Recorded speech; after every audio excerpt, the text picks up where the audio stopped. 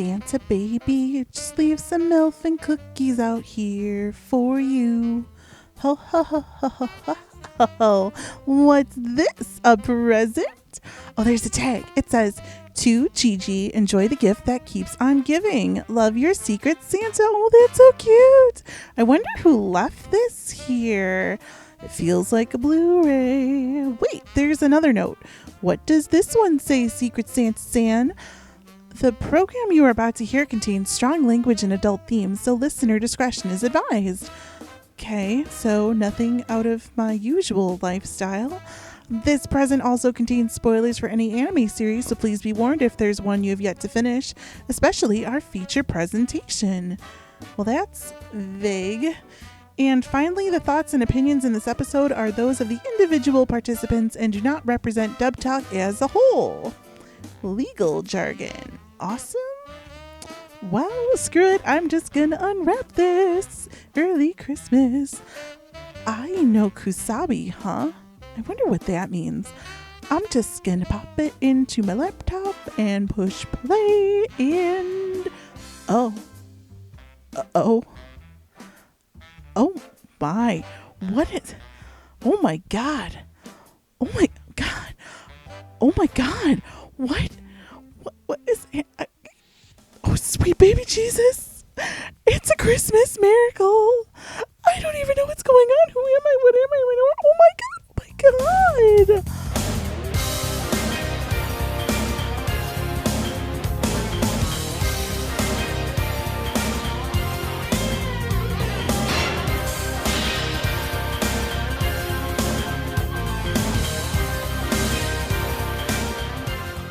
What's happening, everyone? Welcome to another episode of Dub Talk, the podcast where a bunch of blondies get together to discuss the latest in anime English simuldubs and home video releases. Joining me tonight are my good non-kink shaming friends, Megan, Zenith, and Noah. And tonight, well, we're going into the danger zone on another planet where there is an abundance of leather, crop tops, so many abs, and too many boys. So many abs. Ladies and gentlemen, we got ourselves a BL dub! Yay! We did it, fam! We did it, fam! It's time for I Know Kusabi, the space between. Yes, queen. No, are you crying? No, or is that your daughter? The space between. If there are space between the boys, that would be just wrong. What happened, Gigi? This is gonna be so I was prepared to discuss fun. like deep philosophical cartoons that have, you know, significance to the culture. Like I can't think of one off the top of my head right now, but you know, like what is this? Why am I here? What's going on? Oh, well. You volunteered. You did volunteer. We didn't force you. This is not This is not Noah torture. Yes, that was last week. I'm only wearing a dog collar this time as opposed You're not, to the fuzzy ball gag. You're not in the cage. That's my job. Please, madam, can I have another? All right. Well, before Noah, I start kink shaming him, I have to give a huge shout out and a thank you to Media Blasters and Coach's Sound because they provided us a review copy of this 4-episode OVA. So thank you guys so much. Doing the Lord's work.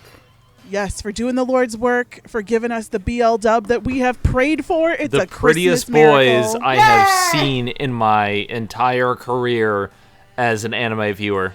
That's a lie. You've watched Yuri on Ice. There are nipples.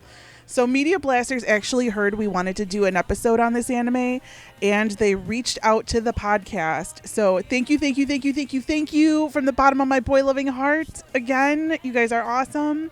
And they really did a social media blitz for this release, guys. They tweeted out cast announcements, dub clips. They even let the fans choose the subtitle, The Space Between, with a poll. So it's really obvious that this was a labor of love and not just boys' love. This was actually released a few years ago, subtitled only, but Media Blasters took this chance with what fans were clamoring for, and they re-released it on Blu-ray and DVD with a brand new dub right before Christmas. So this is actually, guys, the very first HD Blu-ray dubbed yaoi show. Wow. This is the first one. Hey! This is like a milestone. Media Blasters is blasting off with us. So I'm super pumped. I'm super happy. I'm super excited to talk about all these beautiful boys. And thanks for listening to me whine on Twitter. You guys are awesome. All right. So do you guys know what I Know Kusabi is about? Yes. I didn't until I read a plot summary on Wiki. So so like, because this is a 4-episode OVA and initially it was supposed to be 12. So the plot kind of got cut off in the first quarter, but this is what we're going to work with. So let me help you out here. There's a dystopian universe on the planet of Amoy where 3 different social classes inhabit the futuristic lands. Among the neon and the poorly rendered CGI flying cars, there are Blondies, the elite class, the Midas citizens who live in a Vegas-like city, and mongrels, who live in the slums. The elites like to keep pets for themselves, and our alpha male and leader of the Blondies, Yeson Mink, has taken in a mongrel, Riki, for his puppa. Riki used to be the leader of a gang called Bison. You're laughing because I said puppa. So wait, is this a remake of Slumdog Millionaire? Shut your mouth! Megan Death Count 1. Oh god. Why did you have to use the word pupper? There's gonna be a giant pool of blood where Megan's nose used to be. Specify that when you say pets, they are actual human beings, but they are so low on the caste system that they are actually referred to as Riki pets. used to be the leader of a gang called Bison, and much like Miley Cyrus, can't be tamed, or can he? Oh god! I mean, he came in like a wrecking ball, you know. Stop! On that chain and everything. Although it makes the best of both worlds. Stop! I mean, I hate all of you. It's all about Don't the climb. You love know that what I'm I saying? wrote this myself. It is. Oh my god! Stop! Climb all the way I up think his body. We should be ashamed that we know this many Miley Cyrus songs. I am kind of ashamed. Yeson offers Riki his freedom for a year. And will our cute little pet reenact Snoopy Come Home, or will he go back to his gang and his former life? We have a pretty... Can I have one little tidbit of the background of the show, though? I'm so glad someone did that. So, woohoo! That's going to be me throughout this entire episode. Oh, yeah. Also, because this is supposed to be 12 episodes, AIC canceled it after 4. So we have a pretty incomplete story, but who cares? It's time for Gigi's Yaoi Corner, and Noah has something to say. As a little bit of background information, the original novel this was based on was written all the way back in the 80s. So Yes.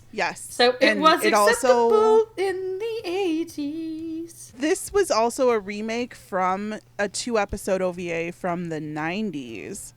So this is like, I Know Kusabi is like really popular. Strangely, I had never heard of it until somebody tweeted about it, probably Media Blasters, and said, "Hey, we got boys making out." And I was I'm like, down. "Yeah, man." There's boys kissing boys, you know. I'm down. There's boys doing more than kissing boys. They go. Let's just say there's a lot of home runs that have been hit in this show. Okay. They certainly like to do it doggy style. All right, we're done. No, we're done with that, guys. We're keeping it classy tonight on DT. Keeping it classy. So let's talk about some classy lady. Her name is Brittany Lauda. Yay! And she is the director of this show. We have our assistant director, Mr. Matt Shipman. Yay! And our writers are also Mr. Matt Shipman and Mr. Y. Chang. All right. Yay! So Awesome. Very cool people. We love them. So Brittany Lauda, if you've never heard of her, has directed such titles as World War Blue, Holy Night, Ladies vs. Butlers, and Juden-chan. Matt Shipman has been an assistant director on World War Blue, Juden-chan, and Rio Rainbow Gates. And he's also a writer on a New Game and A Sister's All You Need. No sisters needed in this anime. Mr. No Y. Chang. girls allowed. Girl. No girls. Girl. No, get out. And for Mr. Y. Chang, this is his first writing credit. So we have two people who obviously like to work with each other a lot. And then we have a newbie. So, guys, very first BL for the high definition screenings. What do we think of the direction and the writing of this masterpiece of I'll abs? go first. The direction and writing on the show is top notch. There are a lot of cases where Brittany, Matt, and Y could have honestly phoned it in and camped the hell out of this show. Because, let's face it, first episode of the show is really uncomfortable. Really uncomfortable. Episodes 2 through 4, not as uncomfortable. Episodes 2 and 3 were like the big gay romp. Like, I really loved episodes 2 and 3. I was in my happy time. Yeah, then. 2 and 3 are great Yeah. because 2 and 3 go through a lot of Riki's head and dealing with a lot of these characters and their views on social status, their views on each other. There are a lot of lines in episode 2 that make me laugh my ass off, including one uttered by a Sir Cliffy Chape, which I believe was, it doesn't, calm your tits, we're gonna catch him and shank him anyways. Bless, God bless. I think they tell people to jack off in this show. Well, let us not forget the response that's given right back to Clifford, which is, you kids should go home, clean your dicks, and go to bed. Yes! Yep. Which, I didn't get to watch the sub of the show before this, unfortunately, so I can't tell if that line was actually in the Japanese or not. I'll have to ask a friend of mine, who, she has seen the Japanese, and she was the one who told me that this show is, like, not, like, hentai, so thanks, Kenny. Thanks to my friend Kenny, who is the actual BL extraordinaire, who I would not be as far deep into this trash without her. But the biggest thing for me is that the writing is really solid, especially Matt, and for Y, who, it's his first time doing official translations. He also does YouTube covers as a singer, so he does sing adapted lyrics. I don't know if I believe he writes them himself. But for me, the biggest standout thing is Brittany Lauda's direction and who she got to be in this fucking show. Yes. Like, there's a lot of heavy hitters. If you looked at the cast of this show and didn't see the name of the show, you would assume that this was, like, your run-of-the-mill simuldub cast. And a very strong simuldub cast. Or a very strong home video cast for Funimation. So I think that she did a great job, and I'm going to pass it on so I don't take up all the time. Yes, God bless. God bless Brittany. God bless Brittany. Seriously, this is like living the dream. Like, every time Kocha or Media Blasters tweeted out some new cast people in it, I was just like, how is this top tier? How much are you paying these people to voice in this anime? Like, I'd never seen it. I knew nothing about it. So I was just like, how? I don't understand. It's like Brittany has this golden Rolodex of voice actor boys who she just calls up at midnight and is like, yo, hey, you, what are you doing tonight? Are you bored?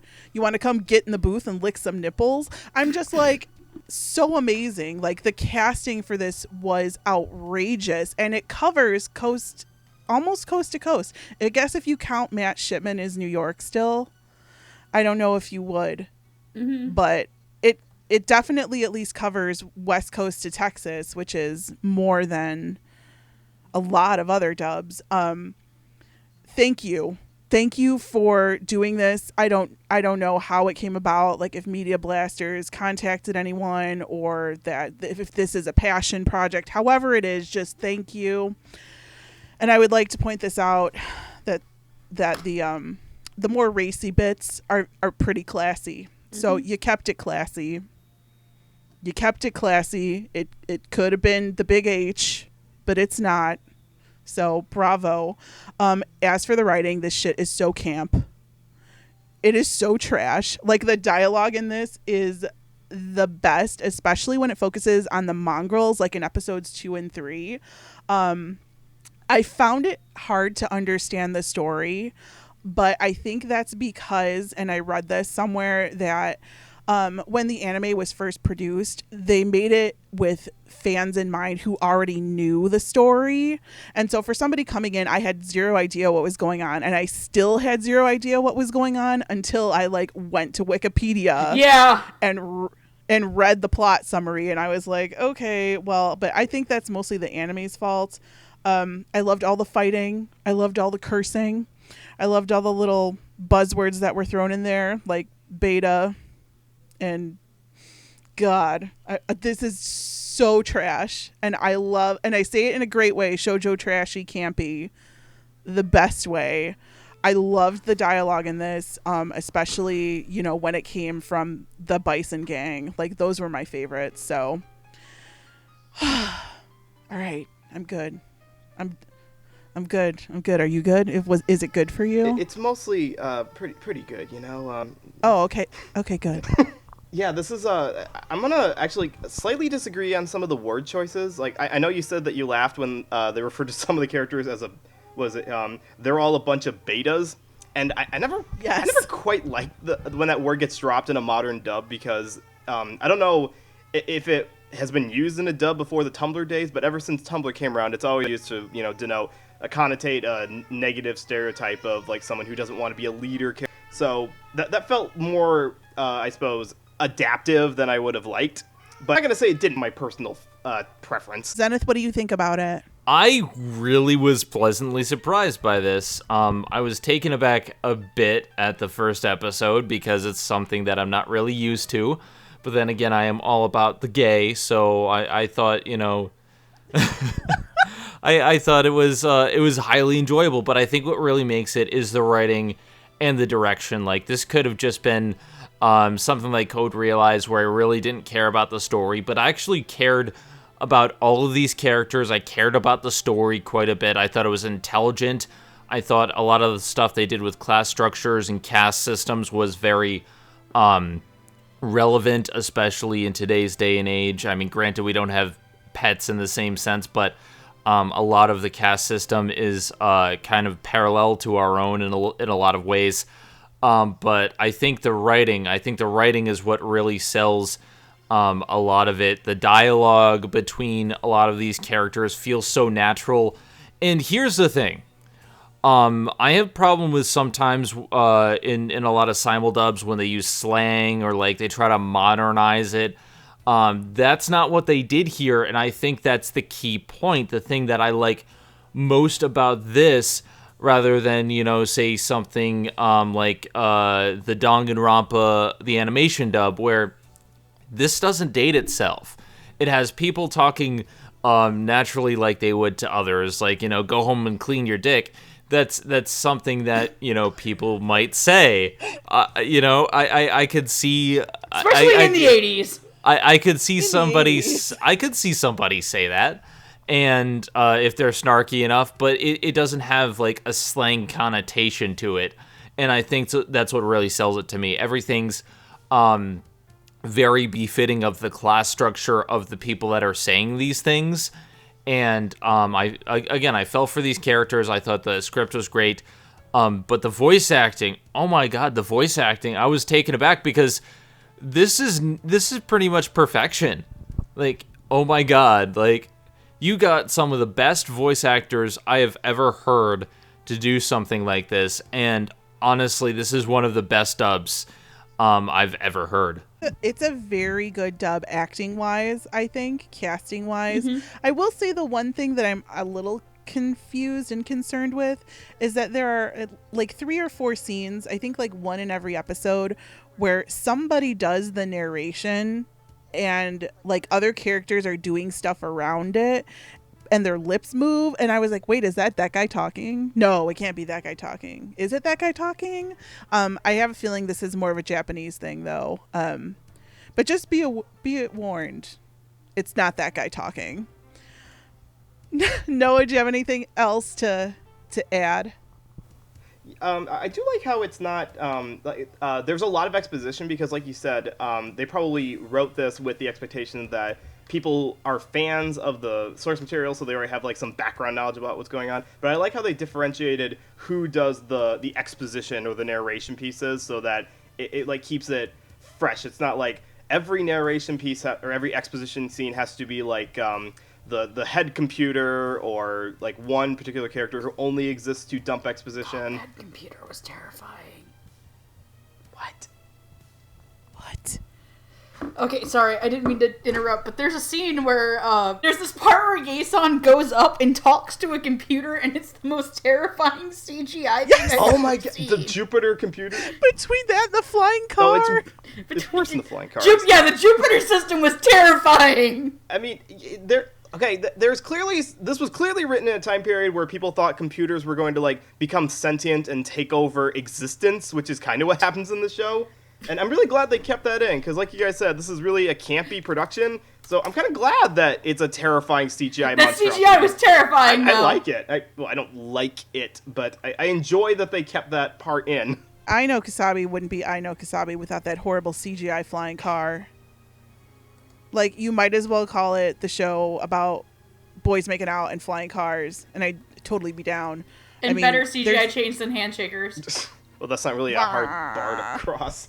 And also, there's a dog collar in the first 2 seconds, and that's when I knew I was in for a fun ride, because... That's a first thing that you see when you open it up the opening. And I was just like, oh, well, we're 1,000% in this now, where there's no, like, ramp up, there's no, like, first base. Here comes the baseball analogy again. It's just like, nope, right there. And I was like, it's like a baseball game where all you have to do is circle around home plate. I was like, I'm not even drunk yet. Like, I don't understand. All right. Well, direction and writing, we love it. It was awesome, and I am seriously so shocked with how much I enjoyed it. Now we're going to talk about the characters, and we're just going to do all of them. We're just going to do them all, get in a line, make your jokes. But we will start out with the only girl in this series, basically. There is one more, but we're only going to touch on her briefly, and that's Mimea.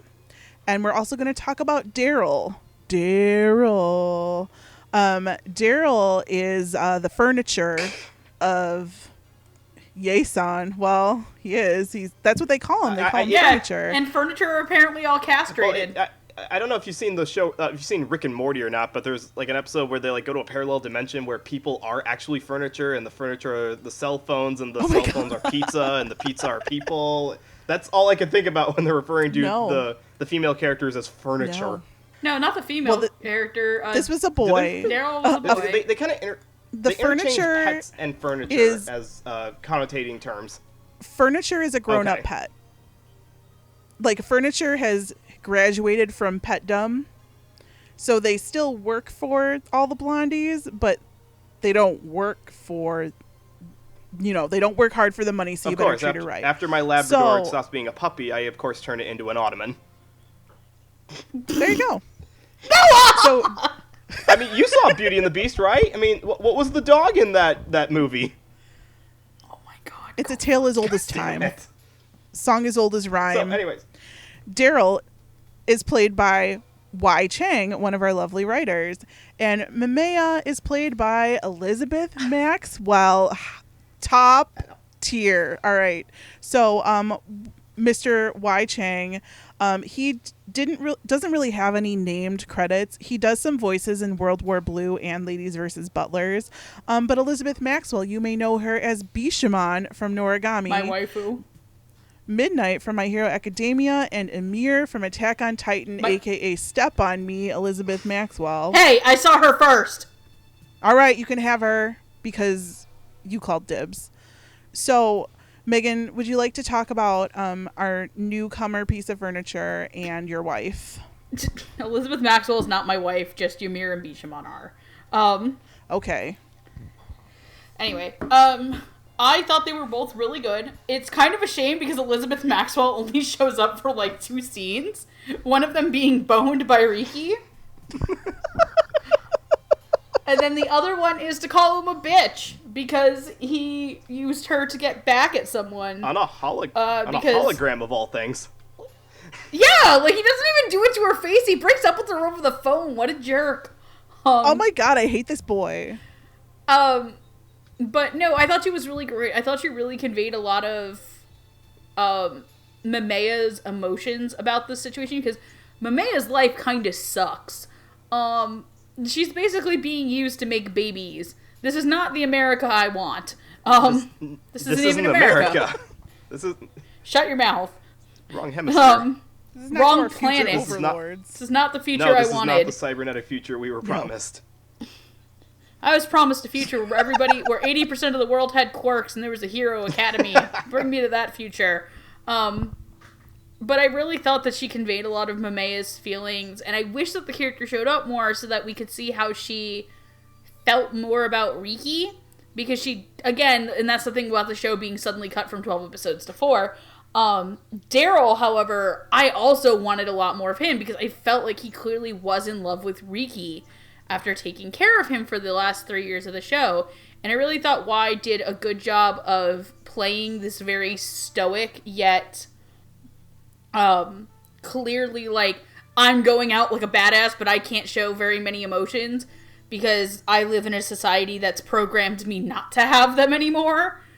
I really kind of do hope that he shows up in maybe some more things because I think that he's got a good base here. It's just a shame that the show does a disservice to him by having this character killed off in, like, the first 20 minutes of the show. I didn't really think that was too much of a detriment because not too many people have, like, not too many of the characters have more depth than what you peg them for from, like, their first introduction. But that's kind of okay because the big point of the series, at least through 4 episodes, is kind of like introduce the world that they live in using the big cast that they use. So even though not a lot of people get a lot of development, they're still enjoyable enough for their 5 minutes on screen.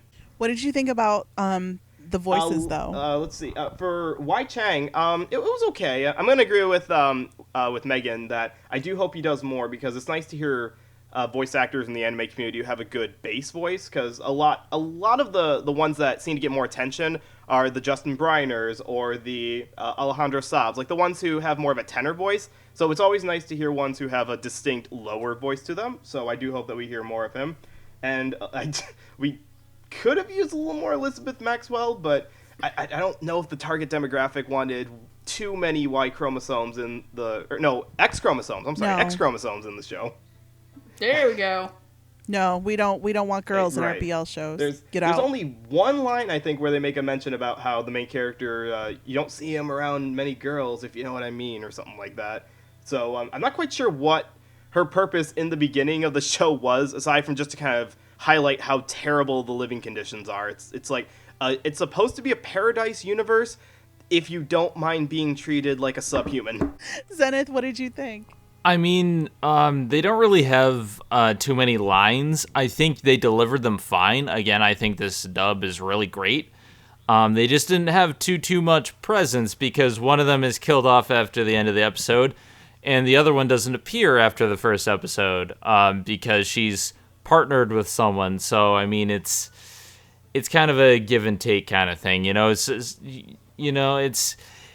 There's not really enough to really go on, but I think what was there was good. All right, and as for me, well, I thought Daryl was Captain Exposition, which is fine because I really needed exposition in episode 1. Like, I really needed it. But I also felt I felt his love. Have you seen a lot of cyberpunk anime before? Hell no. Okay. Why would I watch that shit? Okay. There's usually not enough boys in it. You're not wrong. Except for, I think you may actually enjoy Dramatical Murder then, because that's also a cyberpunk-ish show with plenty of boys. Dramatical Murder was so boring, I stopped watching it after 2 episodes. She didn't get to the good parts. I threw it out. I threw out the drama and the murder because no. Maybe one day I will go back to it. I did buy it. But I felt that Daryl was really in love with Riki. I felt the love. And I also felt it from Mimea in Elizabeth Maxwell's performance. And you know, that's something that's really important to me when I watch an English dub, is that I like to hear the chemistry between the characters. And while it may not have been on Riki's part, so this, you know, maybe some one-sided stuff going on here, I felt it with them and I was really super happy about it. Mimea was perfect and sweet, and she felt very innocent but very not innocent. Like I could kind of like feel the gears turning in her head a little.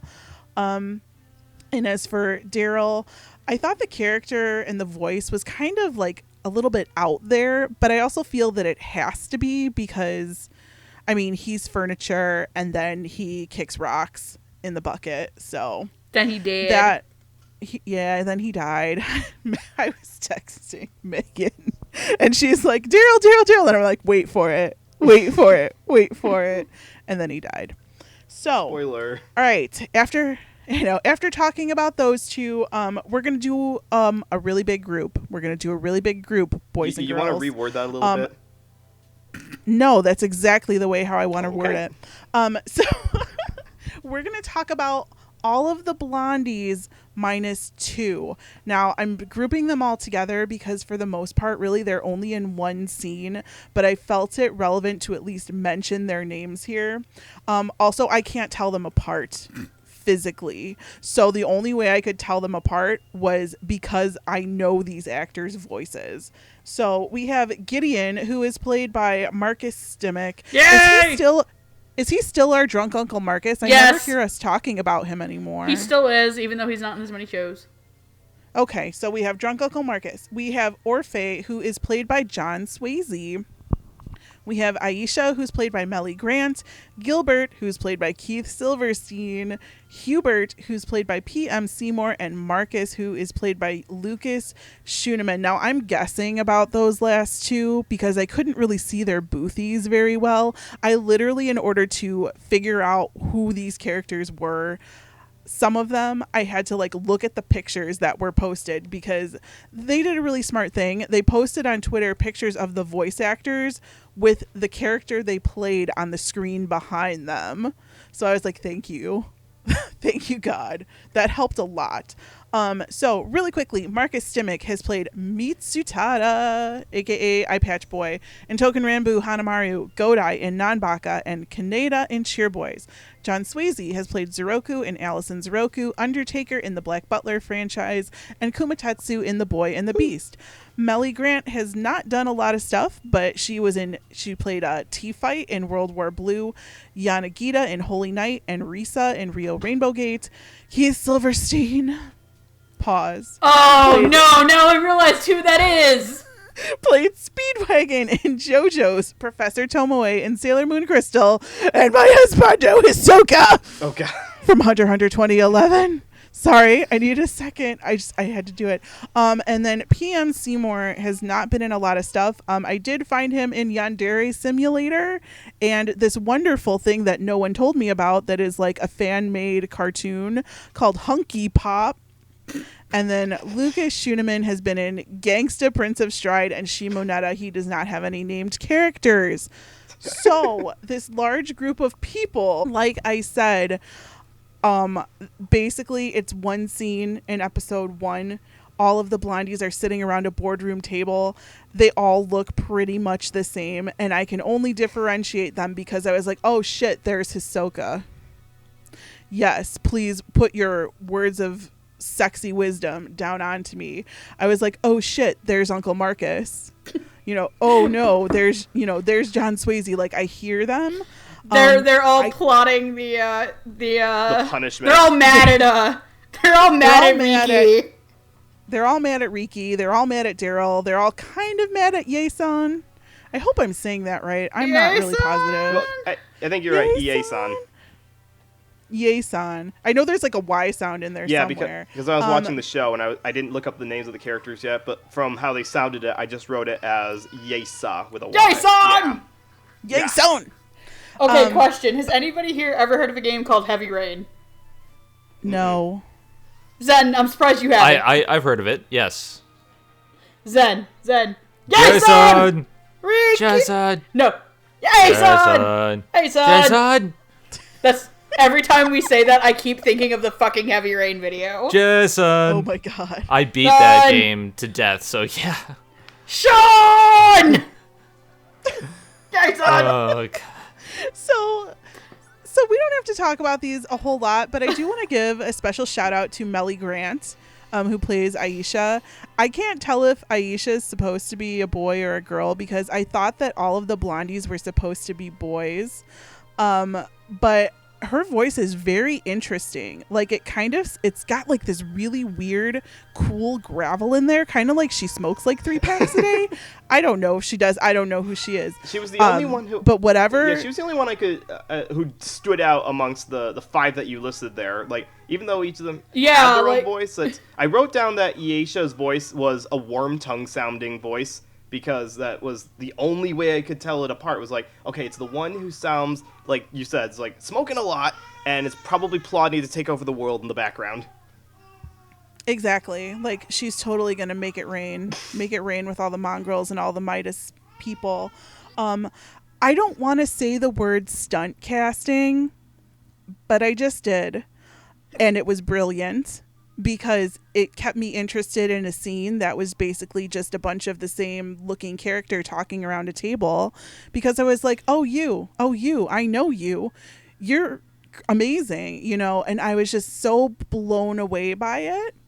But that's all I have to say, really, about this group of Blondies. I wish I would have heard the 2 guys who I don't know more. Because I don't know them, and I would have liked to have heard more from them. And even now, I can't pick out their voices or their characters. And they may not even be in this group, but I put them in there because I had no clue. But I would like to hear more from them. And Melly Grant sounded really cool. And of course, shout out to my husbando, Keith Silverstein. Anyone else want to talk about these Blondies really quickly? I thought they were all pretty good. They all did kind of blend, except for Aisha's voice, Millie's voice, in with each other because, frankly, I know that the point of the character design is that they all, and I think it works. And normally I would say that I hate this shit when you have a group of people together and they all sound the same, so you can't differentiate the character. However, I think that's the point of the show is that the Blondies all look the same and that they all have the same weird mom. Giant computer CGI. Computer mom. Giant, creepy, terrifying CGI computer mom. So the fact that they have slightly distinct voices from each other, but in a group when they're all bitching at Yason about his inability to be a good pet owner.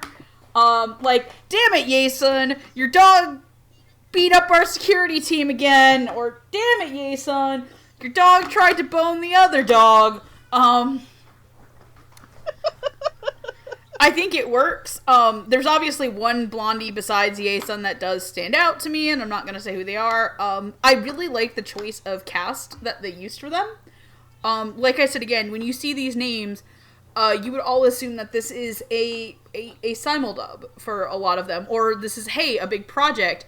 I really do applaud them for kind of taking advantage of the scene to make them sound similar, yet be distinctively apart from each other. I just wish that there was more episodes so we could see more of these people and hear more of them. I would be really happy to obviously hear all these people in any other dubs. And I should also really start Hunter x Hunter. You wanted more episodes of the was it the group of blondes plotting how to take over the Mongrels universe? No, yes. I just want more of the group of blondes yelling at Yason for being a bad pet owner. It kind of didn't it seem a little bit like the Council of Girls in like a show in a movie like Mean Girls where they're like, oh my god, you let him out? That is so not cool. Get the barn block. He's a mongrel. Look, on Wednesdays we wear our hair back. Exactly.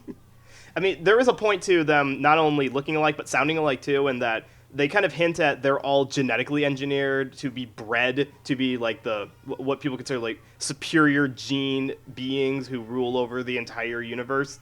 So it makes sense that all the actors would be directed to sound similar to each other. And again, that's okay, because we don't need to know them as individuals. We need to know them as part of a collective group who are effectively ruling the world. They're like the Guardians from Green Lantern or any other amalgamation of people who rule the universe.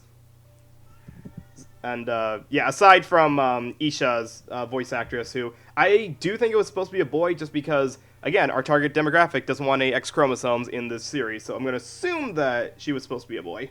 Zenith, talk about the blondes, and I don't mean me. Didn't she already go? No. Oh wait, no, never mind. Like you guys said, I mean, they pretty much all blended together. They weren't, I'm not gonna say they're bad because they weren't bad. It's just they all had very kind of amalgamation characteristics, and I think that was kind of the point, is that they're all kind of like inbred elites. So I mean, like, they don't. You're not wrong. They don't really stand out aside from the collective whole, and I think that's the point, and I think that's well done. So, for what it is, I think they did a good job. I mean, easily, if this was, like, imagine if they had dubbed this with the way anime used to be dubbed back in the 80s when the series was first being written. They would all be the same person. Yeah, and their dialogue would be super cheesy. They would like have over-the-top enunciation, all the words like, "It is a crime that we would allow a mongrel to steal our furniture. It is something that we here we go. This is how it would be. Woo! Yes, and your pet has done such naughty things. Yes, and they would also be overtly gay. There is no subtlety in the 80s, only hammers. There was I actually wrote on my notes, I circled, it's not very subtle. You know what this reminds me of? This reminds me of the Hunger Games a little bit, in the way they portray some of these characters. Oh, it does. There's a lot. It's very much in the vein of Hunger Games, which is a lot of those. The world is crap, and it's only that way because the ruling class takes enjoyment out of everyone's misery. Now I see Effie running the fucking pet auction. Well, I, for one, welcome our future blonde overlords. One of them will probably be me, so just... Damn it, I forgot she's a blonde. Kill her now. 500 million! 500 million for the blonde! But I'm the queen, Gigi. No one defeats me. Unless your name is Yurio or Yuri.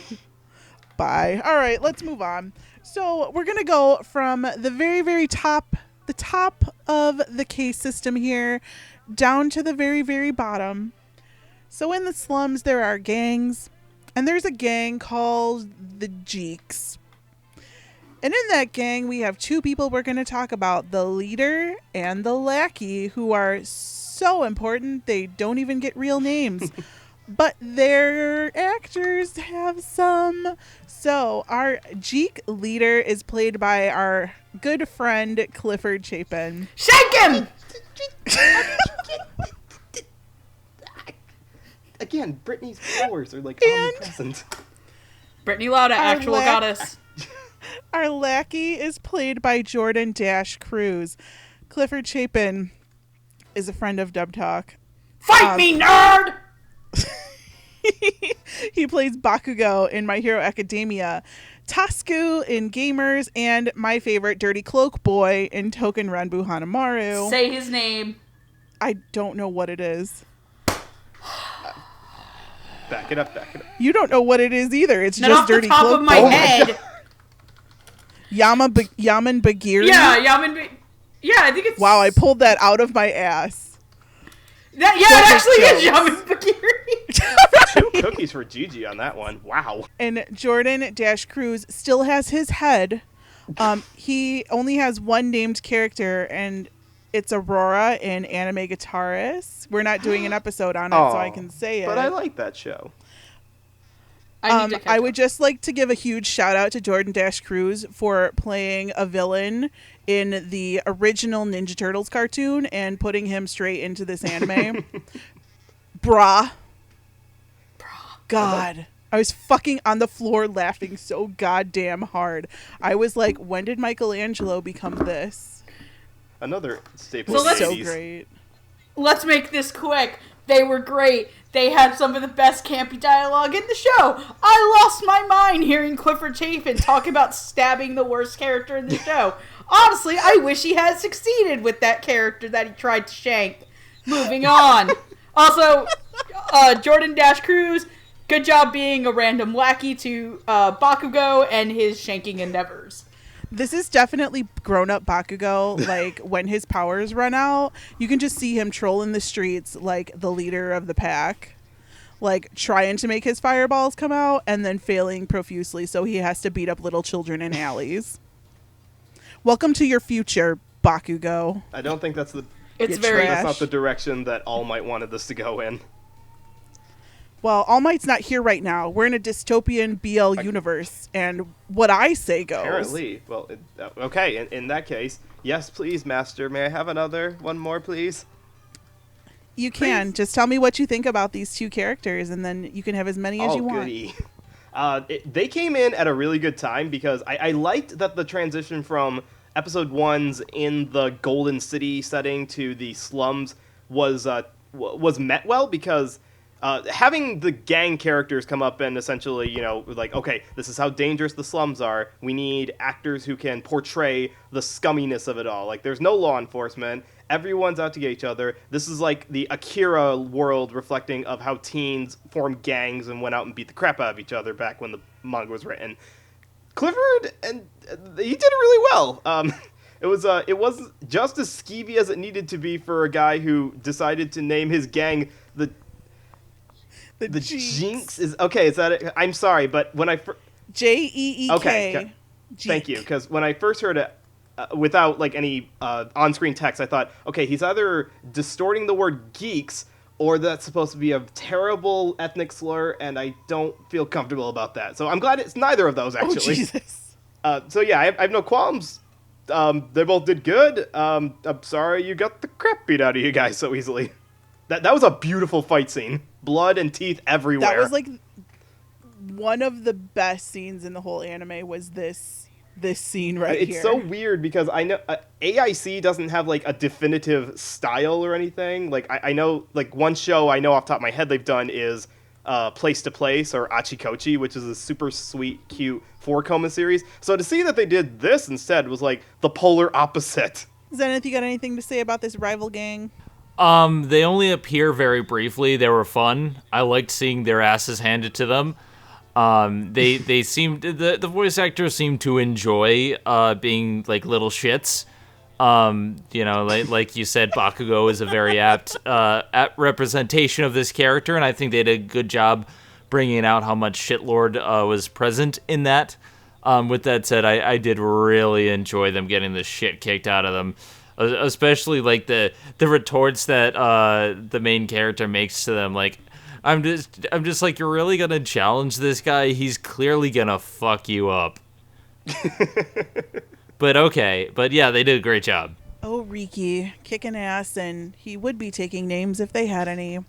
So let's move on from one gang to another. Let's talk about some of the members of the Bison gang. Now, this is Riki's gang that he comes home to, and these are all the ones that, well, aren't his boyfriend. So we have Norris, and hold on, I had to write them down by hair color because I couldn't remember who they were. Norris is the blonde one. He's played by Matt Shipman. We have Sid. He has the flat silver hair, and he's played by Austin Tyndall. What? Austin Tyndall? Karma. Yay, Karma! We have Luke, who is the one with the long red hair. He is played by Tyson Reinhardt. And favorite. we have Maxie. He is the big Mohawk guy. And he is played by Ray Hurd. So, quickly, Matt Shipman, along with being assistant director and the writer, his acting credits include Kujo in Gosick, Gear in World War Blue, and Sotomura in Classroom of the Elite. Austin Tyndall is obviously Karma from Assassination Classroom, and every other Karma, along with Herlock Sholmes from Code Realize, because we just talked about that, and Jean from Aka 13. Yay! Tyson Reinhardt is somebody who I haven't heard a lot of, but I know you guys Yes. have. He played Yamada in Danganronpa. Who was that? He's the big fat guy. The first big fat guy? Yes. Okay, thank you. He played Matsuda in High School DxD and Kagiri in Carnival. Ugh. And then Ray Hurd, we just also talked about him. He is Leviathan in Gosick, Kizaru in One Piece, and Stronov in Overlord. Now, I didn't really have a lot to say about these guys. Number one, because they don't say a whole lot. But more than the Blondies, this was the group of voices that I couldn't tell apart, which is weird because Austin Tyndall has a very distinct voice, and I could not pick out a single line he said. To be fair, they're not given as much characterization. Like if you were to sit down and say, like, okay, what did this character do in the show, you'd probably be a little hard-pressed to remember exact details about what happened. I can tell you which character did which character in the show. I can too, That is very actually. important to know. I can tell you which one was in the shower. I can tell you which ones were making out. I can tell you which one gave the other one a blowjob. Now that was very that stood out quite a bit, and other things stood out too. But yeah, Okay, like the tongue rings, like in that montage. yeah, that was kind of hard to forget. dudes make out. Dudes have intercourse with other dudes. It's not that So weird. that's actually something I'd like to point out. If I can go and talk about these voices for a second, there were two directions that they could have gone with when directing the scene. You could have either made them very flamboyant characters, like sassy gay characters, or you could have actually used the setting, which is, keep in mind that this is a slums of a grimy post-apocalyptic, not even post-apocalyptic, just dystopian cyberpunk world where they're all riding motorcycles and they seem to all know how to be mechanics and they go drinking at the bar. It's very macho in the sense that no one is, making flower petals or preparing meals down at the convention center. So I like that they made the voice actors play up the characters very tough. Like, I got a toughness out of all of them, regardless of sexuality, even if I kind of agree with Gigi in that it was a little hard to tell some of them apart, except for Luke. Like, I could tell right away that was Tyson Reinhardt, and he was actually my favorite of the group that you just mentioned. Yeah, actually, he was too. He was my favorite too. It's a big cuddly guy who also is like, I wouldn't mind hanging out with this guy. He seems like a good drinking buddy. So, does anyone know who was the Captain Exposition in the montage? Because I couldn't tell who it was. I think it was Matt. I was too busy. You can correct us in the comments if we're wrong. Because, I couldn't tell either. And I don't think it was exactly important to know which character. If this was a longer series where each character got a little more development, then maybe it would, but they're all supposed to be gang members. That's all you need to know. Well, I just wanted to know who it was because it was really funny. And also the one who told Ricky to go kick rocks. I literally almost died. I was choking. I think the one who told him to go kick rocks was either Matt or Austin. That was the best thing. Sorry, I don't know why. I just thought that was so funny. It came out of nowhere. Like, you could have said, Ricky can go fuck off, or Ricky can, Ricky go can jump kick off a rocks. bridge. And he can go kick rocks. These big, manly gang members are gonna kick rocks. No, and that's great. That's my thing I want to kind of go off with Noah, is that I really appreciate that they didn't do, like, the campy voice. Because, face it, like, a lot of gay men don't have effeminate voices. They sound like normal people, and that's what I really liked about this. All of the dialogue here sounded natural. Like, Yes. They just sounded like normal guys. And... just bros being bros. Thank you, bros being bros. Dude, they're just dudes being dudes. I tell my friends when we go drinking to go kick rocks all the time. This is totally authentic dialogue. We're just talking Shut up, about Noah. guys love. That's what it is. But I mean, like, honestly, though, my thing is that... Did you knock it off? My thing is that I really appreciated that in terms of the direction and the tones of their voice, they didn't go stereotypical with all of them. Like, they didn't make them like overly masculine or overly feminine. They just said, hey, I want you to act as if you were acting a character who they all have their own things. Also, they're gay. Like, it's not like they're defining character traits. That's a good Right. point. Like, it wasn't brought to the forefront. It was just like, hey, we're here, we're queer, whatever. And we also drive motorcycles. Between Maxie, who's the mechanic, who's Ray Hurd, and Matt Shipman's character, they were like, oh yeah, by the way, those two are a pair. And they talked like when they were kind of flirting with each other, they just talked like people would flirt with each other. And then I think Tyson and Austin's guys were together because they were in bed together and you saw them naked. Oh yeah. And butts. And but like ass. I have to applaud that because they went out of their way to make sure that everything was not like, it wasn't treated like an issue. It was just, it's a thing. Let's continue on with the story. Like, it's not the central portion of the story, but it's a part of it, and they really did a good job of making it seem like a natural part rather than focusing on, oh my god, hey. True facts. It's true facts. I thought they were all voiced very well. I just wish that I could tell them apart, which is weird for me because I can usually tell them apart. Even though it's very hard to tell some of the actors apart, in this group, none of them stood out as being bad. No one was like, that one needed to be recast, or this one needed another line read, or anything like that. All of them were on the same top-tier level of dudes being dudes in dystopian Mad Max gay road. Gay road. Gay accurate. road is a very apt description. I especially think that, I know how you say that sometimes they tended to bleed together. Well, I think they really just felt like a group of friends. Like, they didn't really need to stand out because they all had their distinct, subtle character traits that I saw, and I think that's what really worked for me. They felt like real people, and if you look at a group of real people, not everyone is just going to immediately stand out as, oh my god, that's the main protagonist, and they did a good job of... You've got the protagonist voice. That means you're screwed. Yeah. No one had the protagonist hair, but they all had some really cute outfits. But yeah, like they all behaved rather normal, and when they were in a group, I felt the chemistry between each of them, and you got to see the pairings, but at the same time, they all just teased each other and behaved and looked up to Riki as the leader, and I think that, worked for the group. It didn't, you didn't need to have them stand out, and I think that was great. All right, gang. Let's continue down our holiday road. Do you like what I did there? Hope we don't get sued. Yeah, holiday road. We're gonna have a holly jolly Christmas, and we're gonna have a gay old time. You know what I'm saying? We're going to have a gay old time. This is our Christmas episode. Yes, Merry Christmas, everybody. We give you the gift of gay. Every single I give one you of the us gift It's of the Christmas miracle. the gift of lesbianism and the gift of gay it's for you. It's all for you. I've gift wrapped it. Ho ho ho. The gift of gay is the gift Ho that ho keeps on ho. giving. Who wouldn't go? It is ho ho ho.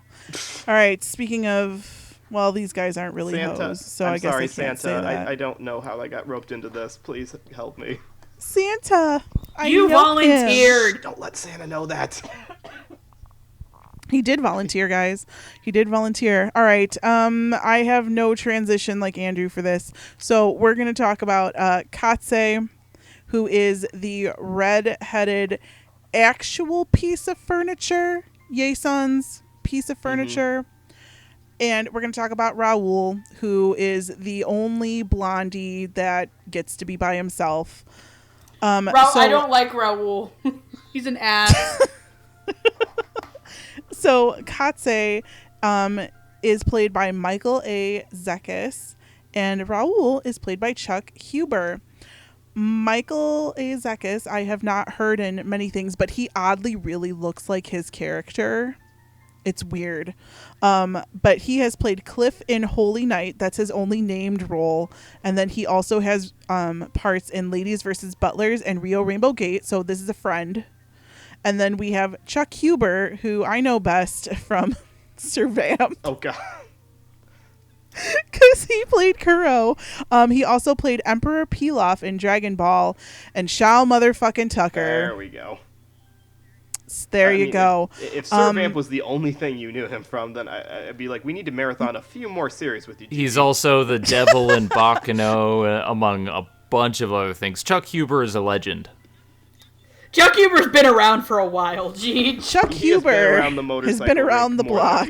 He's ridden that motorcycle a few times. He's a blondie. He's a blondie. He's a blondie. He doesn't have to ride a motorcycle. He's got a magical flying car. He does. Chuck Huber's flying car. Spin around the Funimation parking lot. Thank you. Now I'm thinking of the flying car skit from Clerks, which ends with "You'd suck a dude's dick for a flying car. Thought I knew you, man." Noah, you talk first because I feel like Megan and I have spoken first, as it should be the entire time. But I'm throwing you a bone. Good dog. Scratch. Okay. Interestingly enough, Katze was one of the characters who I could actually distinguish because he had the actor had a very distinct way of speaking. It sounded almost Jerry Seinfeld to me a bit. What? Yeah, that's weird. It's weird that that's what came to mind. But when he was speaking, I got like the sense of almost like not even New Jersey, but like Jewish New York accent to it almost. And that's not a knock on his acting at all. His acting was good. Like he had a lot of like serious exposition or like I guess serious business talk lines to get through, and none of it was like the worst thing you can do in acting with voice acting is sound like you're reading off of the paper. You know, it'll sound unauthentic, and I didn't have that problem with it at all. It sounded good. He just had a very distinct way of talking that stood out amongst all the other, I guess, normal sounding guys, I guess. And I don't really have as much to say about Raoul except, the guy's a bit of a dick. Guy's a creepy dick. Yeah, but you know what? That's okay, because Chuck's played more than a few creeps in his life, and I don't like a dystopian future where the characters are so cartoonishly evil that you can't believe that the world could get the way it is, because this is supposed to be a dimension or another reality where things got the way they are through genetic engineering and people pushing down on the lower classes and just elevating themselves up with their wealth. And look at us blonde-haired people. Aren't we awesome? So I believe Chuck Huber's portrayal of this character who is all the way at the top, thinks of himself as genetically superior, and has no intentions of like reverting the universe to where everyone is equal. Like, not to heck with that. We're going to sell people as pets. And if you don't have blonde hair, then you get to live in the slums. And I think that assless chaps are just the way to go.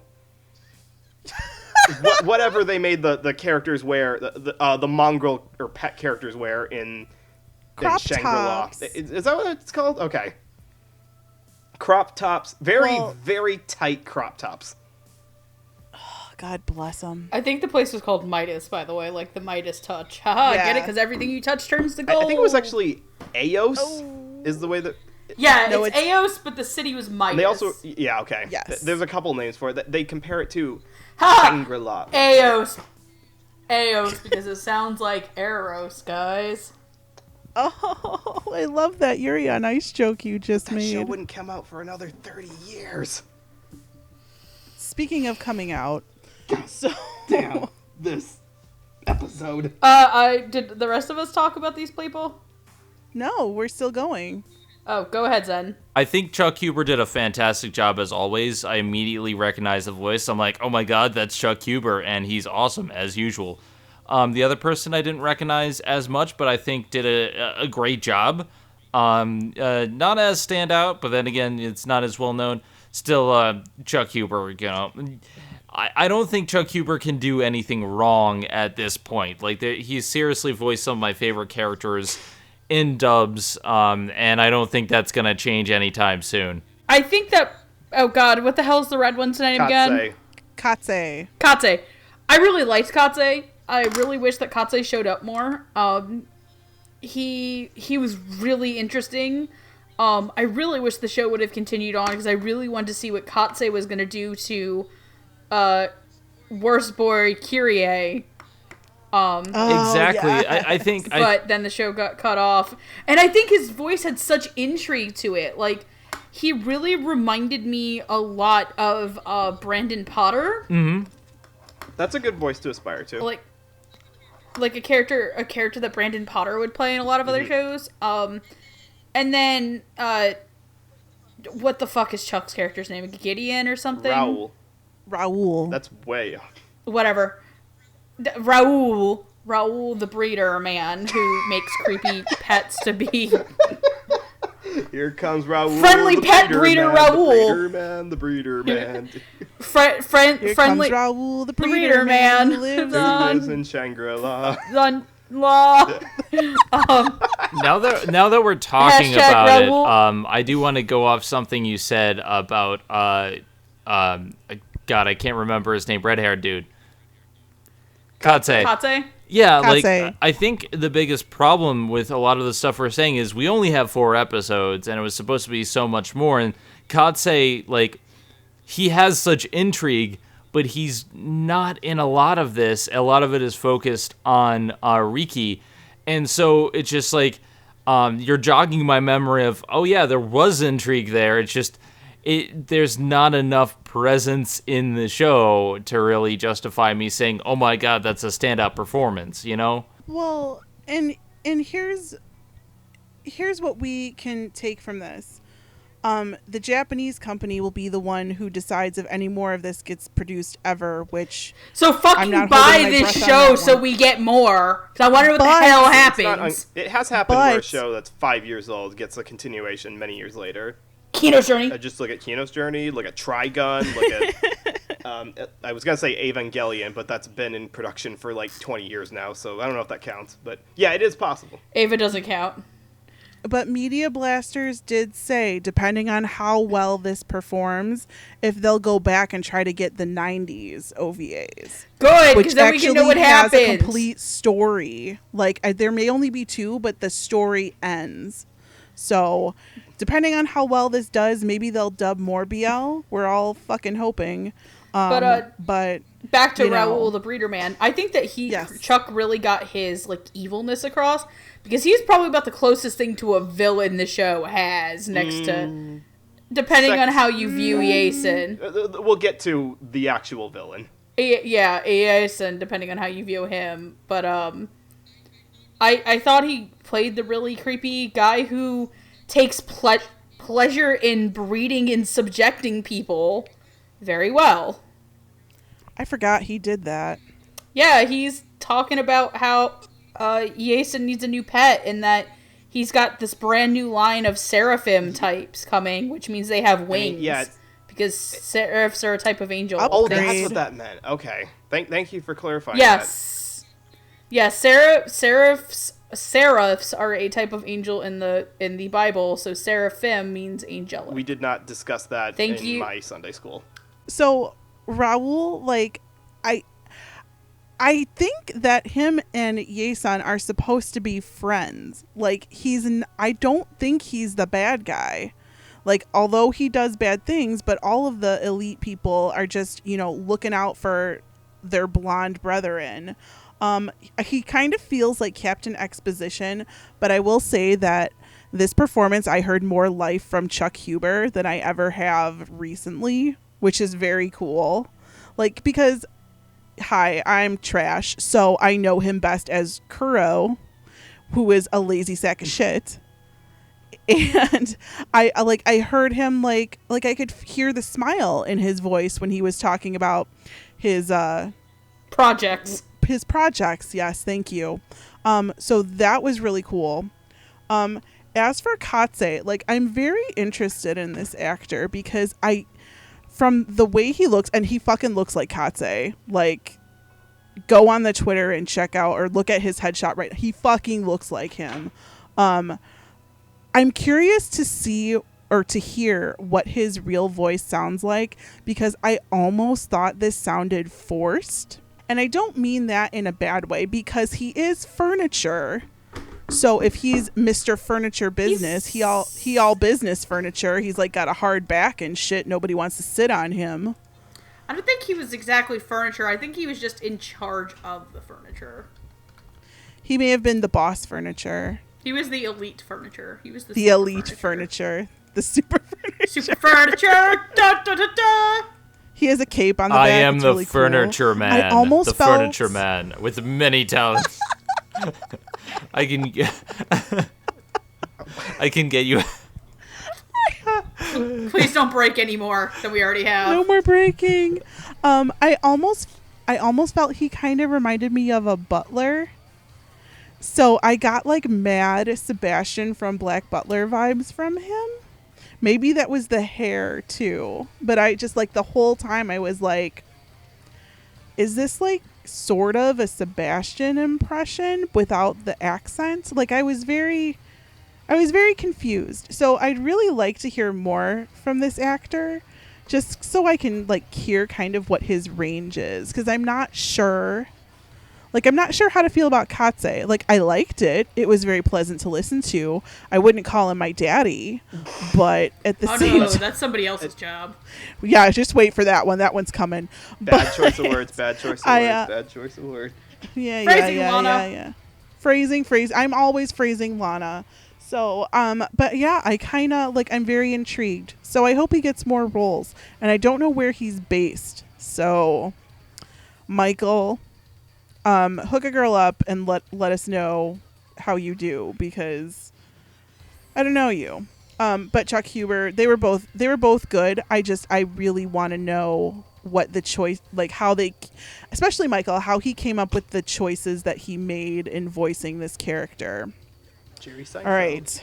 In a wonderful, wonderful world of Gigi-ness and how I decided to structure this episode, we're going to talk about best boy and worst boy at the same time for comparison's sake.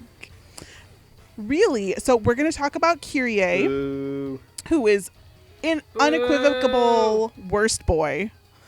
Worst boy Kyrie, who I will also refer to as David Bowie Kid because he has two different colored eyes, and that's how I refer to. He's extra edgy. He's got heterochroma. I'm glad you noticed that. I'm glad you both noticed that.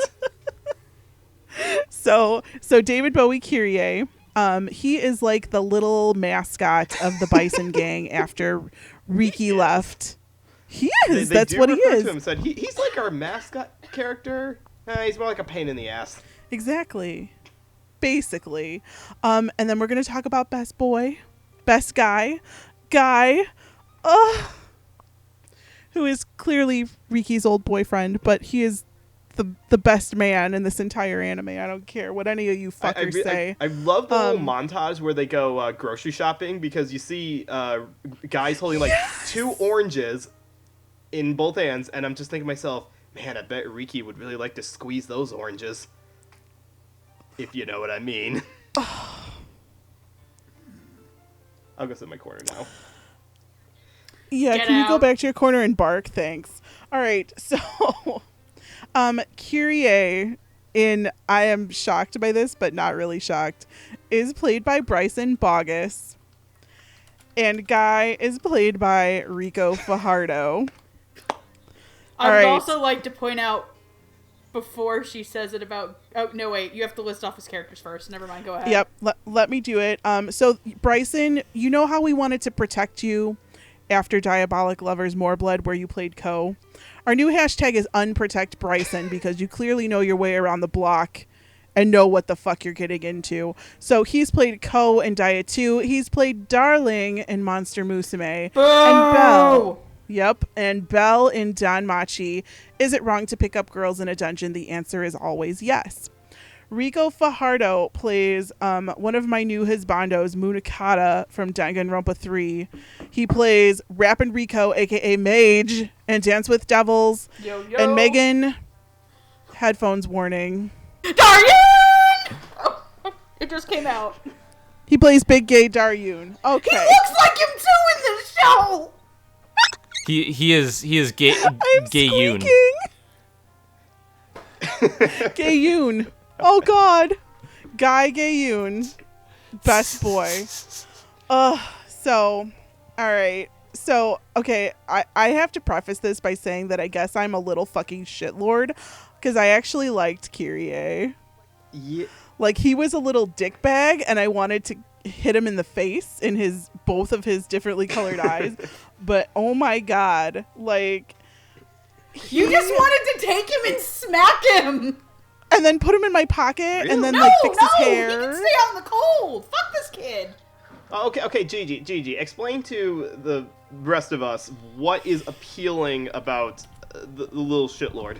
I mean, he has 2 different colored eyes, and he's a little shitlord. I like little shitlords. That is true. But, like, he was a little I did really want to, like, kick him in the face. But That sounds like a great relationship. I want to take you home, but I want to kick you in the face. I know, well, this is why I'm single. So... The boys aren't good enough for you, Gigi. No, not at all. There's no one who deserves the big Toblerone yet. Damn it. No, you know who does deserve the big Toblerone? Yes, Guy. Guy deserves the big Guy Toblerone. He does. And a pair of wheels to ride. So- Specifically Riki's big Toblerone. Okay. That was going to happen tonight. I'm fine with that. Keep it rolling. Yes. Like, okay, so Kyrie, as much as everyone wants to quote Lilac, punt him into the sun, I still, like, his Bryson, though, like, that, he knows what he's doing. That's why I say hashtag unprotect Bryson. That's your hashtag for this episode, kids. Hashtag unprotect Bryson. He knows he's not innocent. Kyrie knows what he wants. He wants to go out and he wants to, break free of his mongrel lifestyle and become a little pet. But little does he know what a stupid decision that's going to be. You go to fuck up. Right. But I felt that Bryson played him like as a little shit, but I felt like, especially during that fight scene, that there was a tiny bit of innocence left in him that was there, that's just gonna get crushed once Katze gets his claws in him. So I felt that in that performance, and it was really good. Like, Bryson is killing it.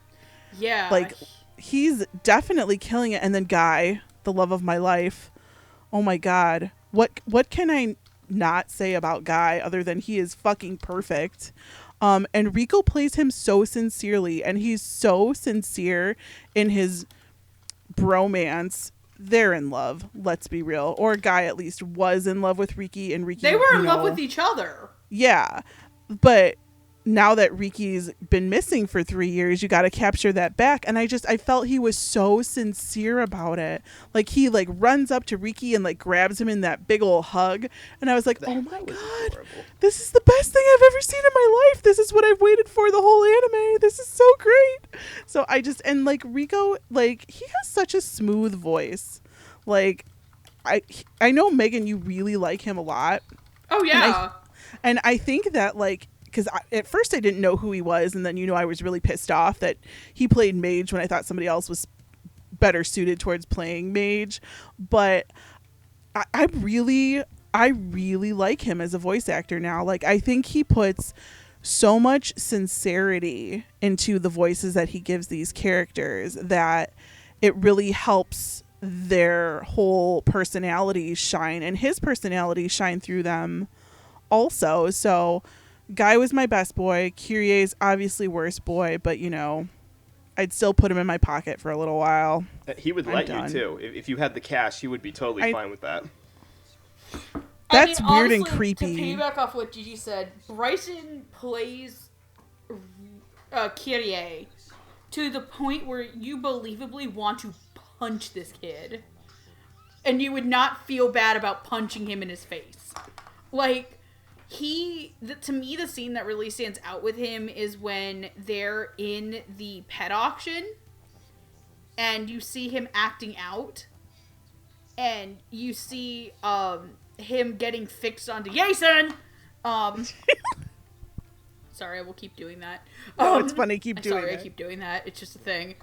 It's funny. But I really think that he bounces off a lot of the other cast so well, and he stands out from the rest of the Bisons in that he's so childishly fixed on getting out of the slums that he doesn't really care, and he thinks that he's hot shit, but he's not.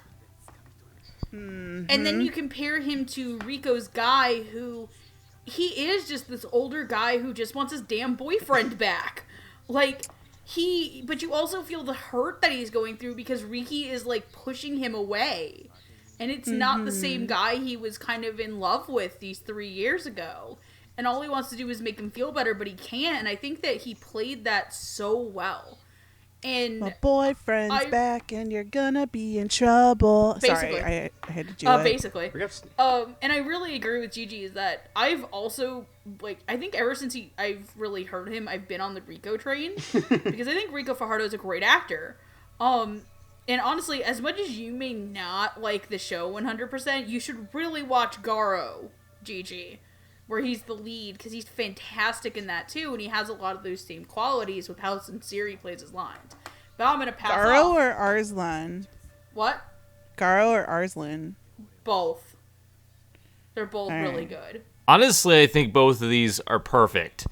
Kyrie is a perfectly legit little shit, and Guy is perfect as that gay best friend that used to be your lover but isn't because you changed. And I love both of these voice actors in these roles because Kyrie, I wanted to punch him in the face. He did such a good job of making me want to punch him in the face that I almost reached my hand and punched my screen. That's how much I wanted to punch him in the face.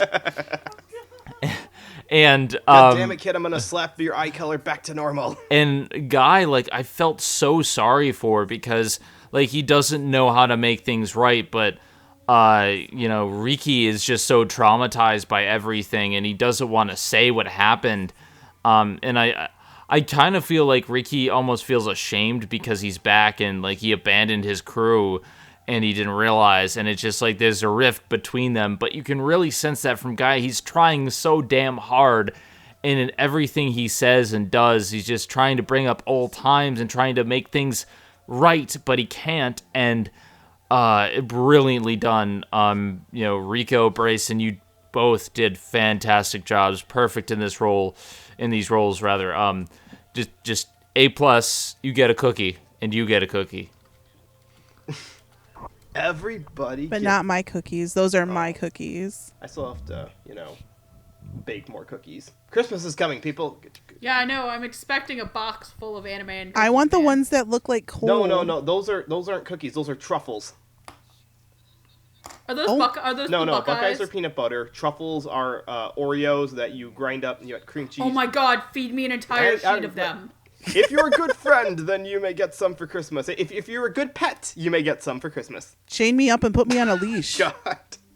Well, actually, no. That's a good transition into talking about Rico's Guy because, it's really easy for a show like this where, they're obviously trying to make a message about society or what the philosophy of freedom versus captivity.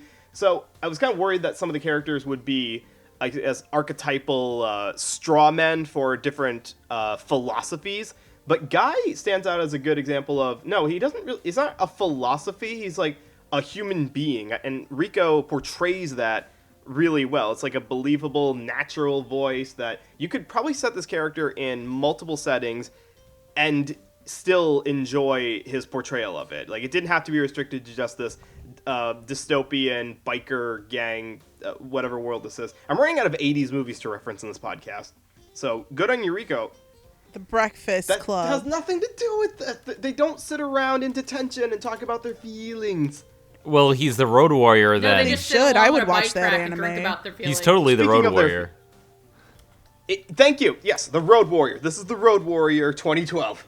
Can't we all just get beyond Thunderdome?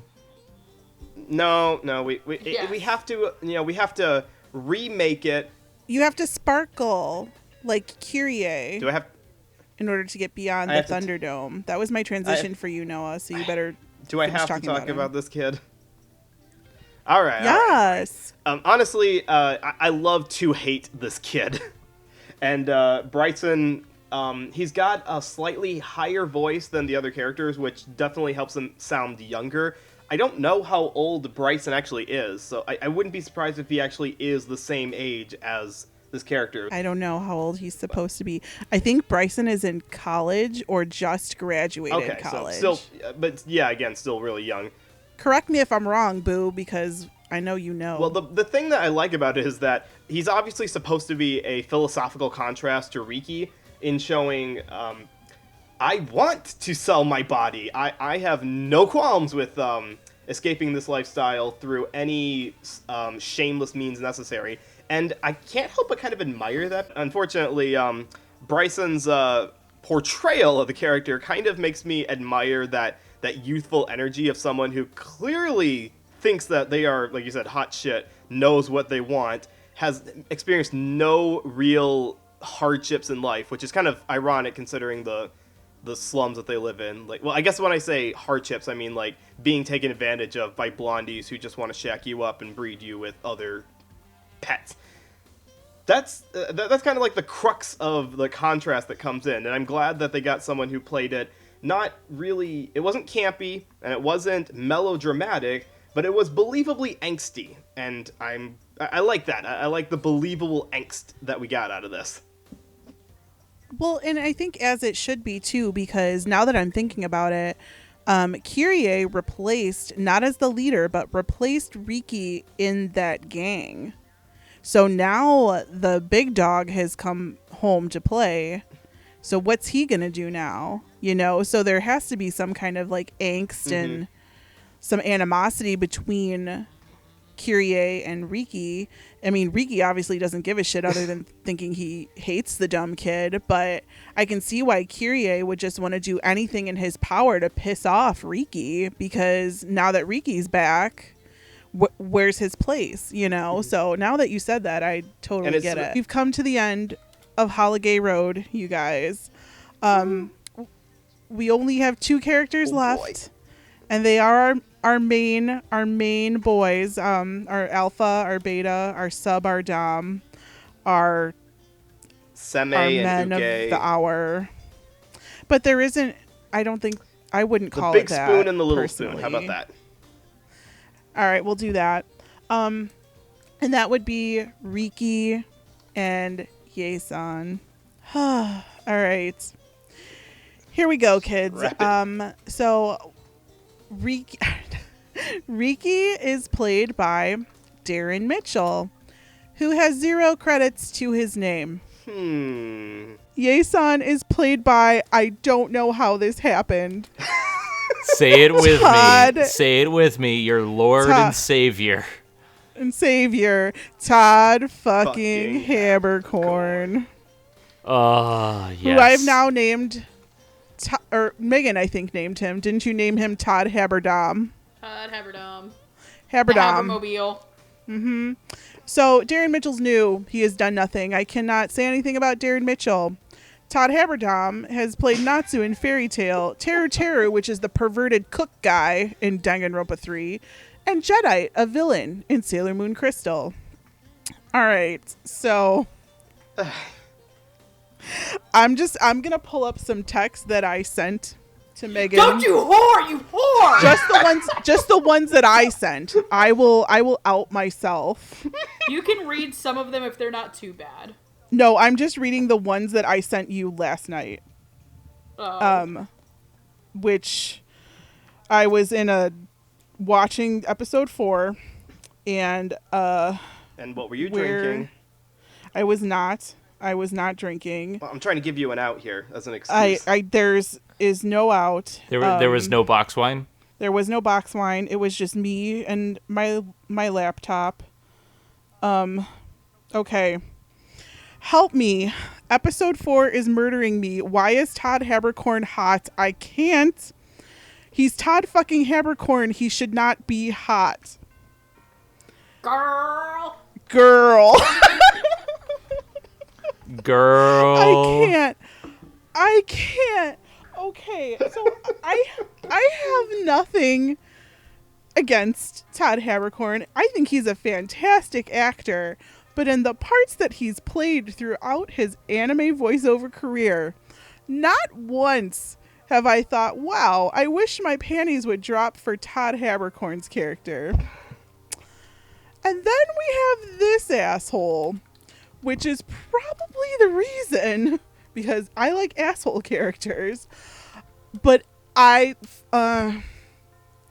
I can't even speak coherently at this moment in time. And this is not my type. I do not like blonde guys for the most part. Like, this is not my type. This is not my kink. But like all the words in that low, weird voice that came out of Ye-san's mouth. And I was just like, what is happening to my life right now? I don't even know who I am anymore. It's so sultry, isn't it? No, it wasn't. It was like... It's seducing. It was like asshole and like dangerous, and it terrified me.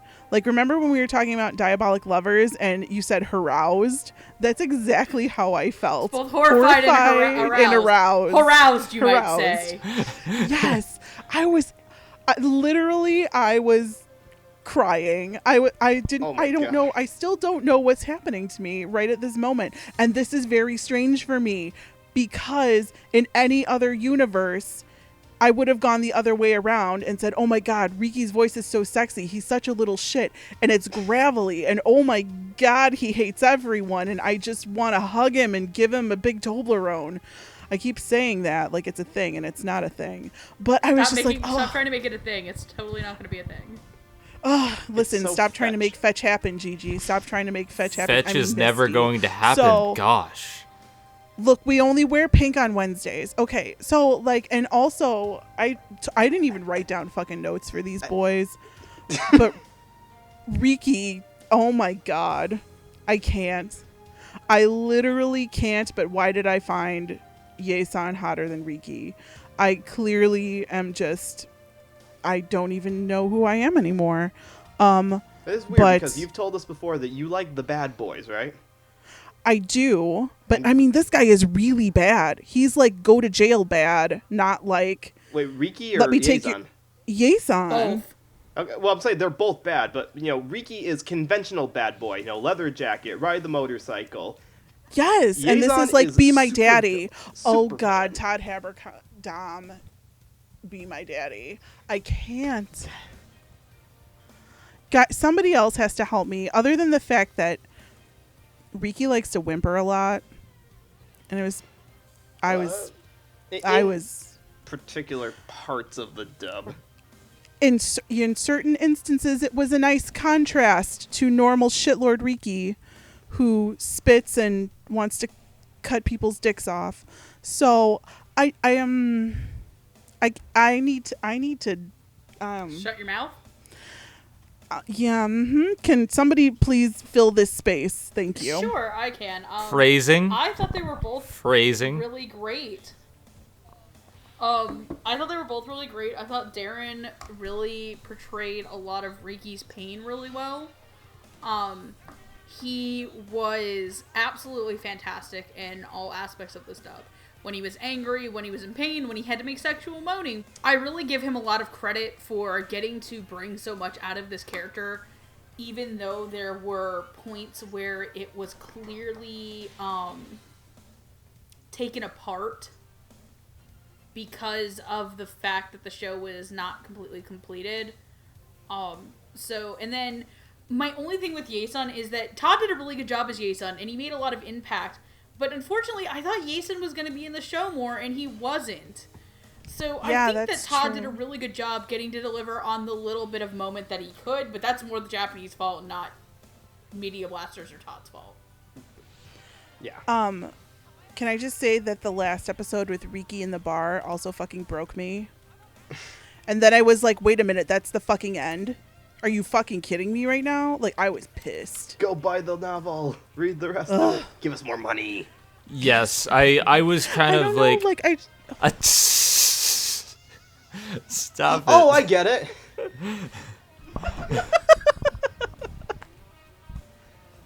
I see what you did there.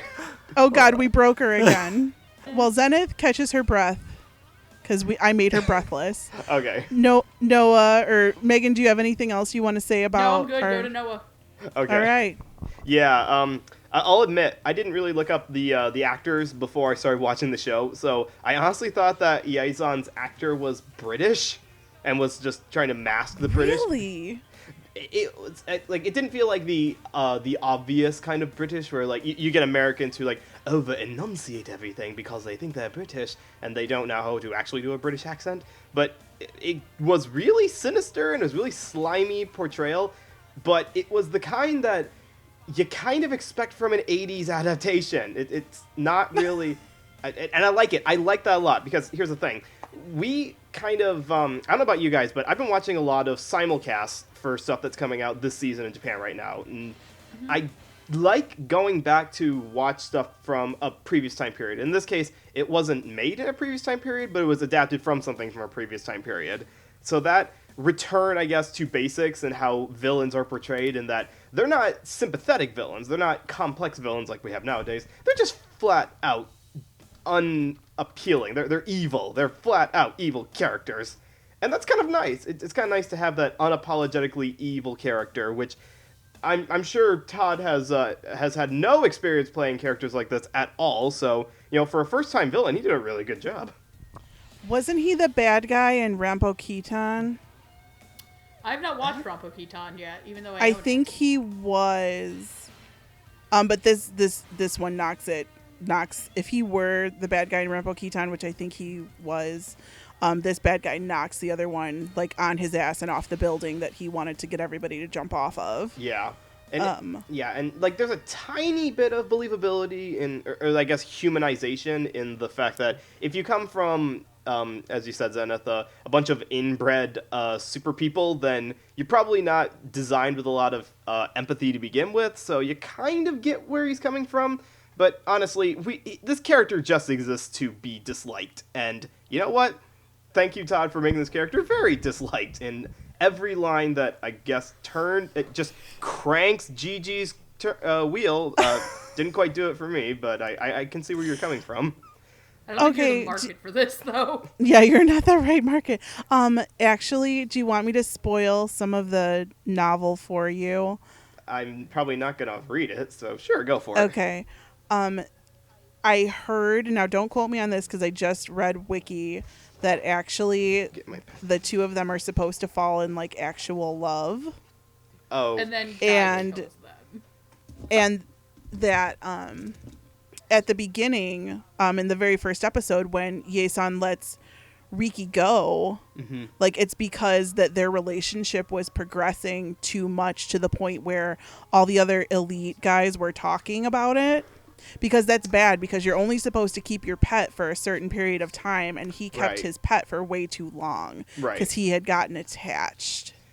So I wish we could have seen more of that chemistry, but again, that's a thing where we needed at least 2 more episodes or something just to round the story We needed out. a lot more context and a lot more fleshing out of the story. We did, because I never would have guessed that they had any kind of feelings for one another ever, or would eventually end up with them in the way that this was presented in the material that we have currently. Well, I don't really think that, at least for me, that was the relationship part was the hook to keep watching it. The relationship part is the hook to get you to try the show to begin with, but what keeps you watching it is the world that they build up and the class structure and what the writer was trying to say about how we treat our fellow people and how it's not good to have a caste system to begin with. So let's get to more of that in final thoughts. Right. But I was trying to use that to transition over into Riki. So I'm not good at segues. No, you're not. I'm sorry. It's all right. Go sit in the corner. Zenith. You know what? I don't need a Segway. I need a motorcycle, actually, which Riki has. Because Darren Mitchell's portrayal... I don't know why I keep saying portrayal. The acting. Darren Mitchell's acting is stand out enough-ish from all the other actors in this that... which is good, because I don't like it when... like we talked about in 2 different blocks here, how a lot of the actors sound similar, or at the very least were directed to sound similar to each other, that you couldn't tell them apart. But you could tell Riki's voice distinctly enough. So much so that, spoiler, I was actually watching the show while at work, which you should never ever do. No one ever do that. But Risky click of the day. I had to minimize the screen, but I kept the audio playing. And there was one scene where it was Riki and Kyrie who were talking back and forth with each other, And their voices were distinct enough that I could tell who was saying what without having to look at the animation on the screen. So, yeah, props to Darren Mitchell on that one. As well as playing the various different facets of the character, and that being the vulnerable kind, the serious, and the angsty. Just a big ball of emotions that runs the gambit, but I get the character from the voice. Like, I get enough personality from it that I don't think I need extra episodes to get what he's like. Like, some of these characters were not fleshed out enough. No, Riki's, Darren gives Riki, the kind of, okay, I grew up in the slums, and that's the kind of person I am, but I like it. I've learned to like the tough environment, like, you can't cage me kind of mentality. And that's why I think I think you mentioned, Gigi, that episodes 2 and 3 were your favorite because that's where we hang out with the gang more. Because that's also where Riki is in his, natural environment, and that's where Darren gets to, show off what he's really like, and we don't have to listen to the whimpering, I want to escape and get off this crop top, and no, it's like, no, this is where I live, man. This is where I cut my teeth on. This is like, whoa, I love it. I love living in slums and eating garbage. So yeah, so nothing but high marks for Darren, and I hope that we, if he decides to keep up the acting thing, I hope he doesn't get typecast for just this one, admittedly kind of sexualized series, and that, we get to hear him in other stuff that maybe stretches his acting a little bit more. But Darren, you can always do more BL. We're here for you. Yeah. But you don't only have to do BL. You can do any other L that you like. It's true. Okay, I'm good now. So I just want to say both of these are perfect. Starting with Darren, I think as Riki, he had such a various different gamut of emotions. And the best parts, I think, for him or when he was just like struggling with his internal torment and didn't know how to get it across, and you'll see him talking to himself, and the moment he saw Todd Haberkorn again was the biggest moment where he just broke down, and you got to see like just what it was doing to him, and he's just like, why am I feeling this way? And you could see the trauma working its way, and he didn't know if he was in pain or if something else was going on. Like, there's such a big struggle with him, and I really loved that. Like, props to you, Darren, because you really made this character fantastic, and you played up the badass nature like so much, especially in episode 2, where if you had just shown this version of the character, like, all you would see like is badass, and he's able to portray so many different facets of this very complex character, and so kudos to you. Todd fucking Haberkorn, 100% perfect. Like, honestly, you kicked it out of the park here. Like, this, I've enjoyed a lot of Todd Haberkorn's roles, especially the Fairy King in Sword Art Online 2. The second half of Sword Art Online, rather, and you kicked it out of the park here. Like, you did a fantastic job, and I mean, you're still around, you're still doing a bunch of stuff, so I look forward to more Todd Haberkorning. I mean, what else can I say about Todd Haberkorn? He's done such amazing roles before, so I'll leave it at that. You did a great job, and both of these two leads are perfect. Todd Haberdom. Okay. Well, Todd I'm going to stop Haberdome. kink shaming Dom. It's not Beyond the Thunder. Todd Haberdom. Oh, I'd go there. I'd like to go. Okay. So, that being said, that's everyone. And I know Kusabi, legitimately everyone. We've talked about every named character.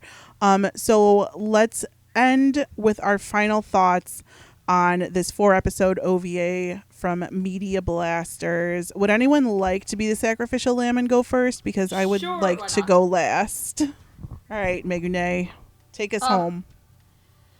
I applaud the living shit out of Media Blasters for doing this. Face it, BL does not have the best reputation among a lot of anime fans. It in itself can be problematic depending on how they use it.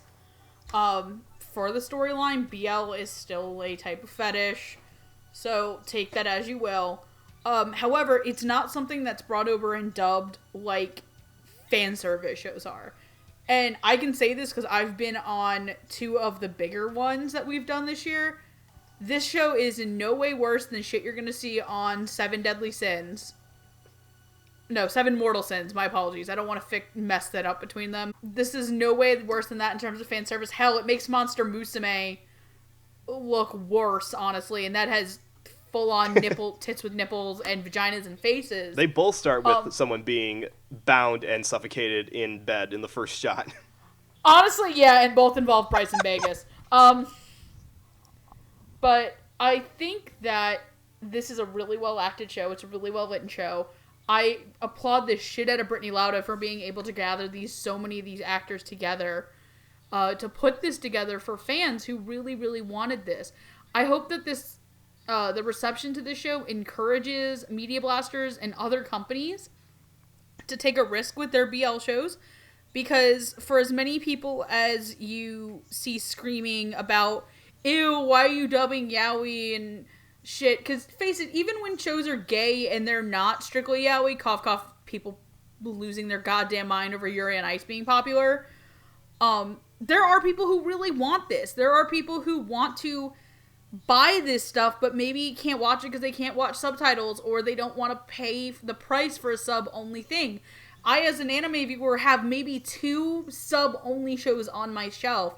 One of them being a gift from somebody because she didn't want it, and the other one was because the license was expiring, and I loved the show enough to buy it sub-only. I think that all the actors, young and old, who worked on this did a good job, and I hope that Brittany Lauda also gets to direct more stuff outside of being at Media Blasters. I think she's proven herself be above and beyond that she's a phenomenal director, and she should be getting her name onto big projects.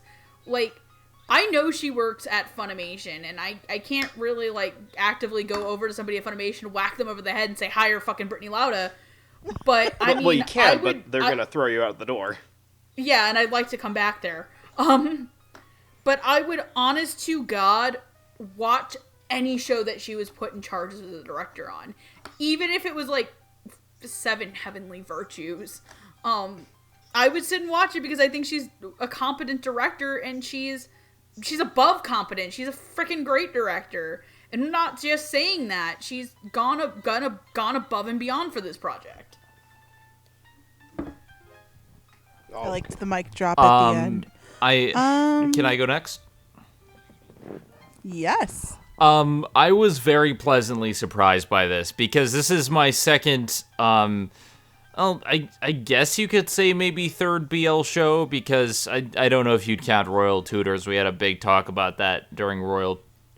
It's no baiting more than anything, and they're brothers. It's not really a gay show. It's just more female friendly. Okay. So the second, really, because we did Code Realize and then we did this. So I didn't really know what I was in for. But I seem to have very good luck when it comes to dubs, because both Code Realize and this have fantastic dubs. I actually think this is one of the best dubs I've ever seen, boys love or otherwise, because every single person, every single performance is 100% good. There's nothing I can even nitpick about certain performances. Everyone is in the role and does things for specific reasons, and everything came out to the point where I was just listening to it. I'm like, this sounds like something that I would just normally watch, and to give this amount of love and attention to a boys love show is something that we need. We need more of this. So yes, please, more of this. More this attention to detail, this level of polish is so damn appreciated. Thank you. Brittany Lauda just did a fantastic job here. I could tell the passion that was put into this, and honestly, I had a fun time watching it. Was I skeeved out a little bit by the first few minutes? Yeah, but once that ended, like, I really got intrigued by this show, and it was like, yeah, there are some squicky moments here or there, and I get skeeved out easily, but I was so fascinated by the stuff behind the surface, and one could easily have just written off this show and give it a bad dub or just a phoned in dub, or not even gotten like some of the talent that was gotten for this show, but they went above and beyond. And honestly, I was so damn impressed with this dub and just what they were able to do with this show. And I wanted more episodes, not just so I could understand the story, but just so I could hear these actors interact in this setting again. There were so many big moments where I'm like, I almost felt like I was watching like something that was streaming this season, something like something that could be airing on the side of Food Wars or something like that. And just the level of polish and attention to detail. Again, I gotta commend you guys. You did great. This is fantastic. This gets Zenith's stamp of approval. And please make more. Absolutely. Mr. Clue, I take the collar off of you. You are free. Oh, free. But I like the collar. Oh, well, you can play with it if you wanna. It's fine. I should say that I was screaming at the top of the episode here. That was all an act, people. There is actually not a lot of objectable material in this particular show. It's the hook that gets you to watch it, because anyone who's a BL fan is going to see that it's a BL show and will go ahead and snatch it up. So they don't have to be catered to. So the fine folks at Media Blasters, who I'm glad to see them ramping up their dubbing again, because they've been very quiet for a while, which is sad, because some of the earlier shows that I watched in my like early anime watching days were things like Genshiken and Midori Days, were things that were actually dubbed and released by Media Blasters. So I'm very glad to see them picking up some steam again. And this is an interesting show to pick up, because it's not really about the boys so much. It's actually about the commentary of not taking advantage of other people, or not putting other people down. Definitely not creating a whole system based on your hair color.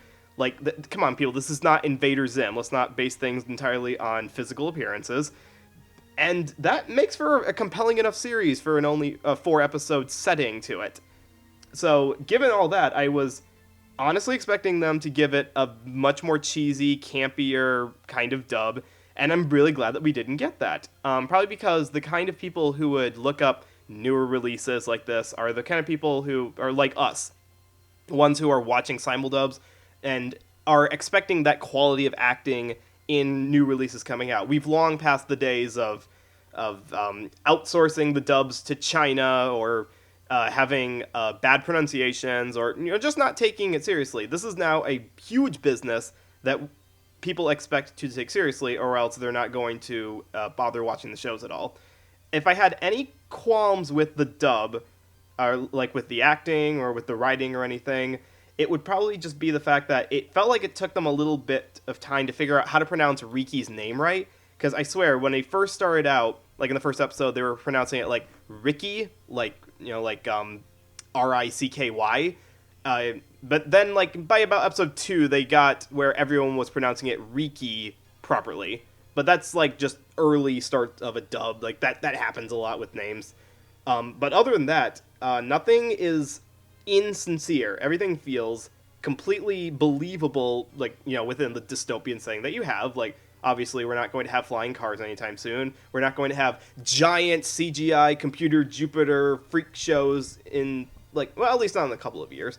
But yeah, it was immersive enough with the pool of actors portraying all the characters in a way that we, as simulcast watching people, are expecting. And for that, I have to say, if you people who are listening to this have gotten to the end of this episode and are still like on the fence about whether or not to check it out or not, you should check it out. If only for anything else, there's a scene where 2 guys get beaten with taser sticks. That is reason enough to watch the show. Taser sticks.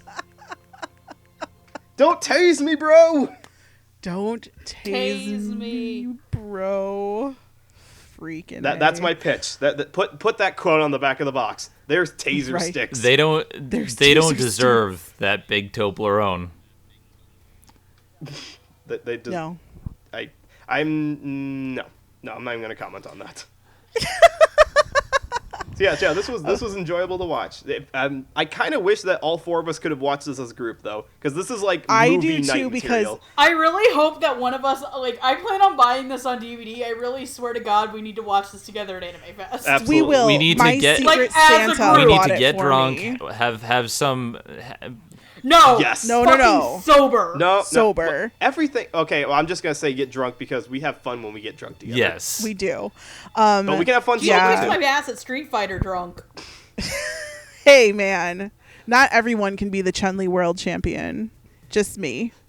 So I would like to say, first of all, at Dub Talk we have a December gift exchange where we buy each other anime, and my Secret Santa messaged me and said they were buying me this, so I should not pre-order it. So I will be having my own copy very soon. I'm so pumped. Now, where can people buy this if they want to? Well, I will tell you after I have my little soapbox moment. Okay. So I asked for this. Like, no joke. Megan and I know, have been asking for a BL dub or a Bishi show dub or something for Something really fucking gay. Yes, as long as we've known each other. We've asked for this, and we have paraded our butts around social media, waving our rainbow flags, saying, for the love of God, will somebody please give us a BL dub? I did not expect it to come this quickly. Make your jokes. Because it literally got tweeted out in, October? And it is December, and we have a release. I don't know how long this was in the planning stages before they decided to announce that they were dubbing it. But when they said they were doing it in October and they said it was going to be released in December, I was like, okay, December 2018. No. They turned this shit around. Like, it is going to be in people's hot little hands today, which is a feat in itself. Okay, I know we're in the advent of simuldubs now where everything is super fast, but this is a home video release. Like, it's not getting released streaming that I know of. So this is something that literally they have to press. They got to make the art and everything. And it just blew my mind how quickly it got put together. Now, with a product that quickly gets put together, you'd think, oh, well, there has to be some kind of like something wrong with it, or it feels very rushed, or it feels like they could have taken more time with it.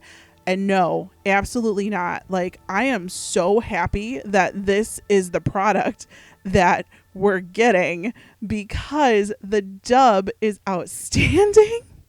Now, what you think of the show aside, personally, I don't like episode 1. Like, I was watching it and I was like, I don't know if I could do this.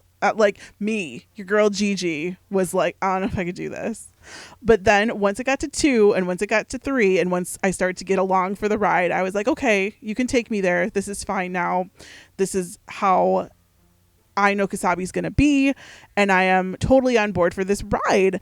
And it is just, I never would have imagined a BL dub, again, like everyone has already said, to sound so professional and so polished and so much like a labor of love. Like, I feel that a ton of work and a ton of passion was put into this project, and it really mirrors the passion of the fans who have asked for something like this. Like, they didn't have to re-release this. Media Blasters didn't have to re-release it. If they really wanted to put it on Blu-ray, they could have upscaled the release that they did before and not even bothered to put a dub on it. Mm-hmm. But they did. You get a treat.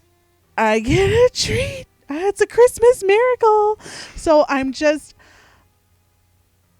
honestly, this would not have been, and I don't like, I watch BL, but the amount of titles that I can probably count them on one hand, the number of shows that I've seen that are BL before watching this.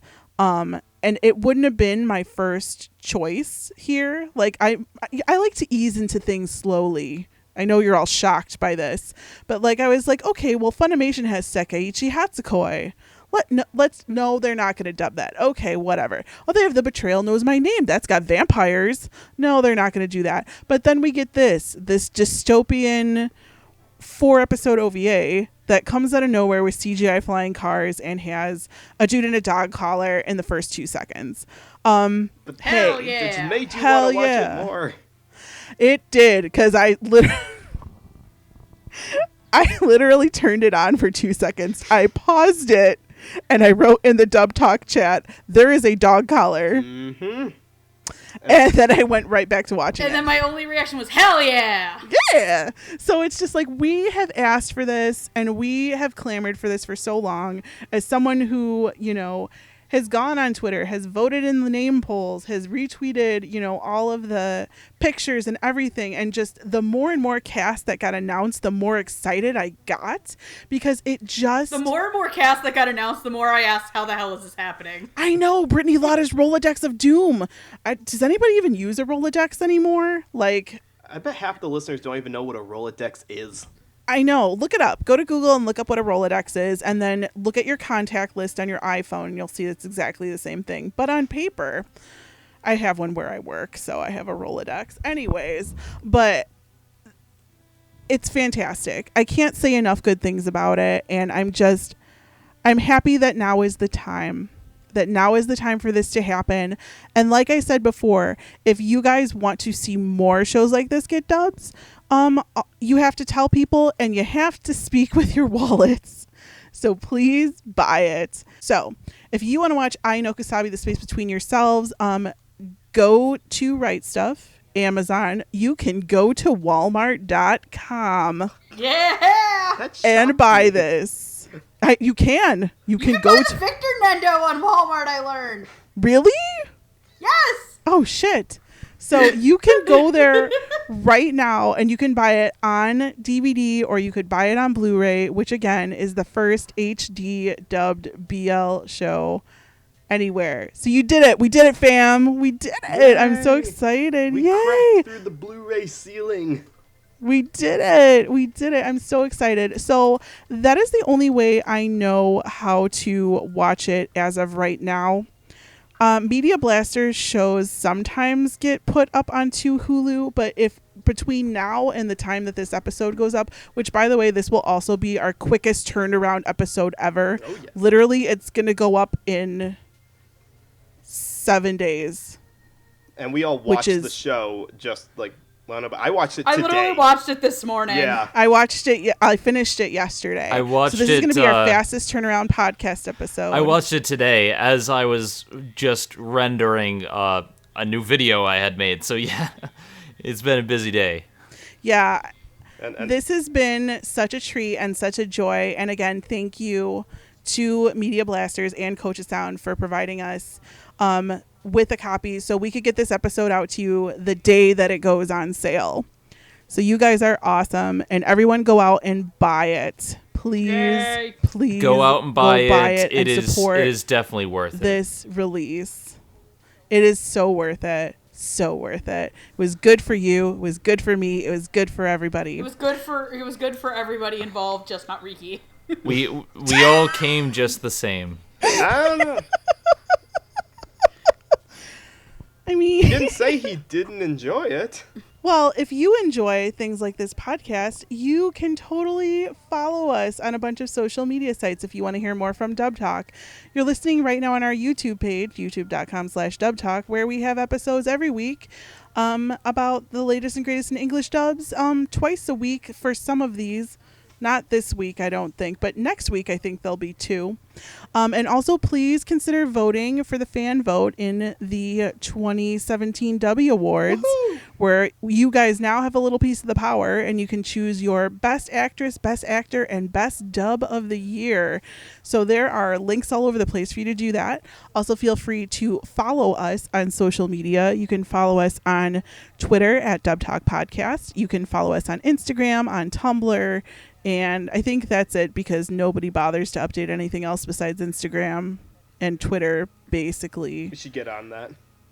Yeah, not me. Somebody else could do that shit. Although we do love abusing the hell out of the Twitter account. I don't post on it like I used to. And then whoever's been posting lately never retweets my tweets, but only Roots' tweets. It's probably Roots. I wonder who... Roots is messing with us all. He's abusing his power. Roots is abusing his power. I'm going to take it over as part of the elite Blondies, and I'm going to just run the Twitter from now on. Oh, God. I just had the mental image of Lilac as a giant CGI robot computer thing. Oh, God. So if you want to follow any of us on social media, you can follow Megan at Queenera2 on Twitter. You can follow Noah at Noah Clue on Twitter. He has a YouTube channel that he doesn't do anything with, so I'm not even going to mention it. You can follow Zenith at Zenith Will Rule on Twitter and visit her YouTube at Zenith Will Review, where she does a bunch of stuff. And you can follow me at Anime Palooza on both Twitter and YouTube, where I talk about boys a lot, much like I have done all night tonight. So, ladies and gentlemen, I would like to thank you for joining us on this very special episode. I mean, I guess this could be the holiday Christmas episode. And so now for a very special episode of Dub Talk. Hello, children. Right? Do you ever feel yourself wanting to watch boys kiss and hug and ride motorcycles together? Todd Havertop. We got an episode for you. My cat is with us, and she says Merry Christmas. Being sung by the pets. We're gonna have to start paying royalties for all of these songs. Dressed up Nah, we good, fam. Actually, I think that one's a royalty-free song. But yeah, That one's in the public. Merry Christmas from all of us at Dub Talk, our cats and your cats. We wish you a very happy holidays. If you don't celebrate Christmas, happy other winter holiday. If you celebrate nothing, Happy Hanukkah. Have a great day. Kwanzaa, happy Festivus, happy Boys Love Miss. just go out and do something fun, and make sure you always get her the big Toblerone because she deserves it. Or him. We don't judge. We don't judge. And on that note, Or they. Don't judge. We love you all. God bless. Thank you so much, Media Blasters. This was Yes. a really fun time, and I can't wait to buy this for my own shelf. Yes. And as they like to say at the end of A Christmas Carol, God bless us, everyone, especially Todd Haberdom. Right Love off your into the faces. sunset. In the flying car. Otaku on, my friends. I wonder what would happen if the Fun Police had a flying car. Would it still go wee-oo, wee-oo? Would it be as fun if the car were flying? This is a great place to end the episode. Good night, everyone!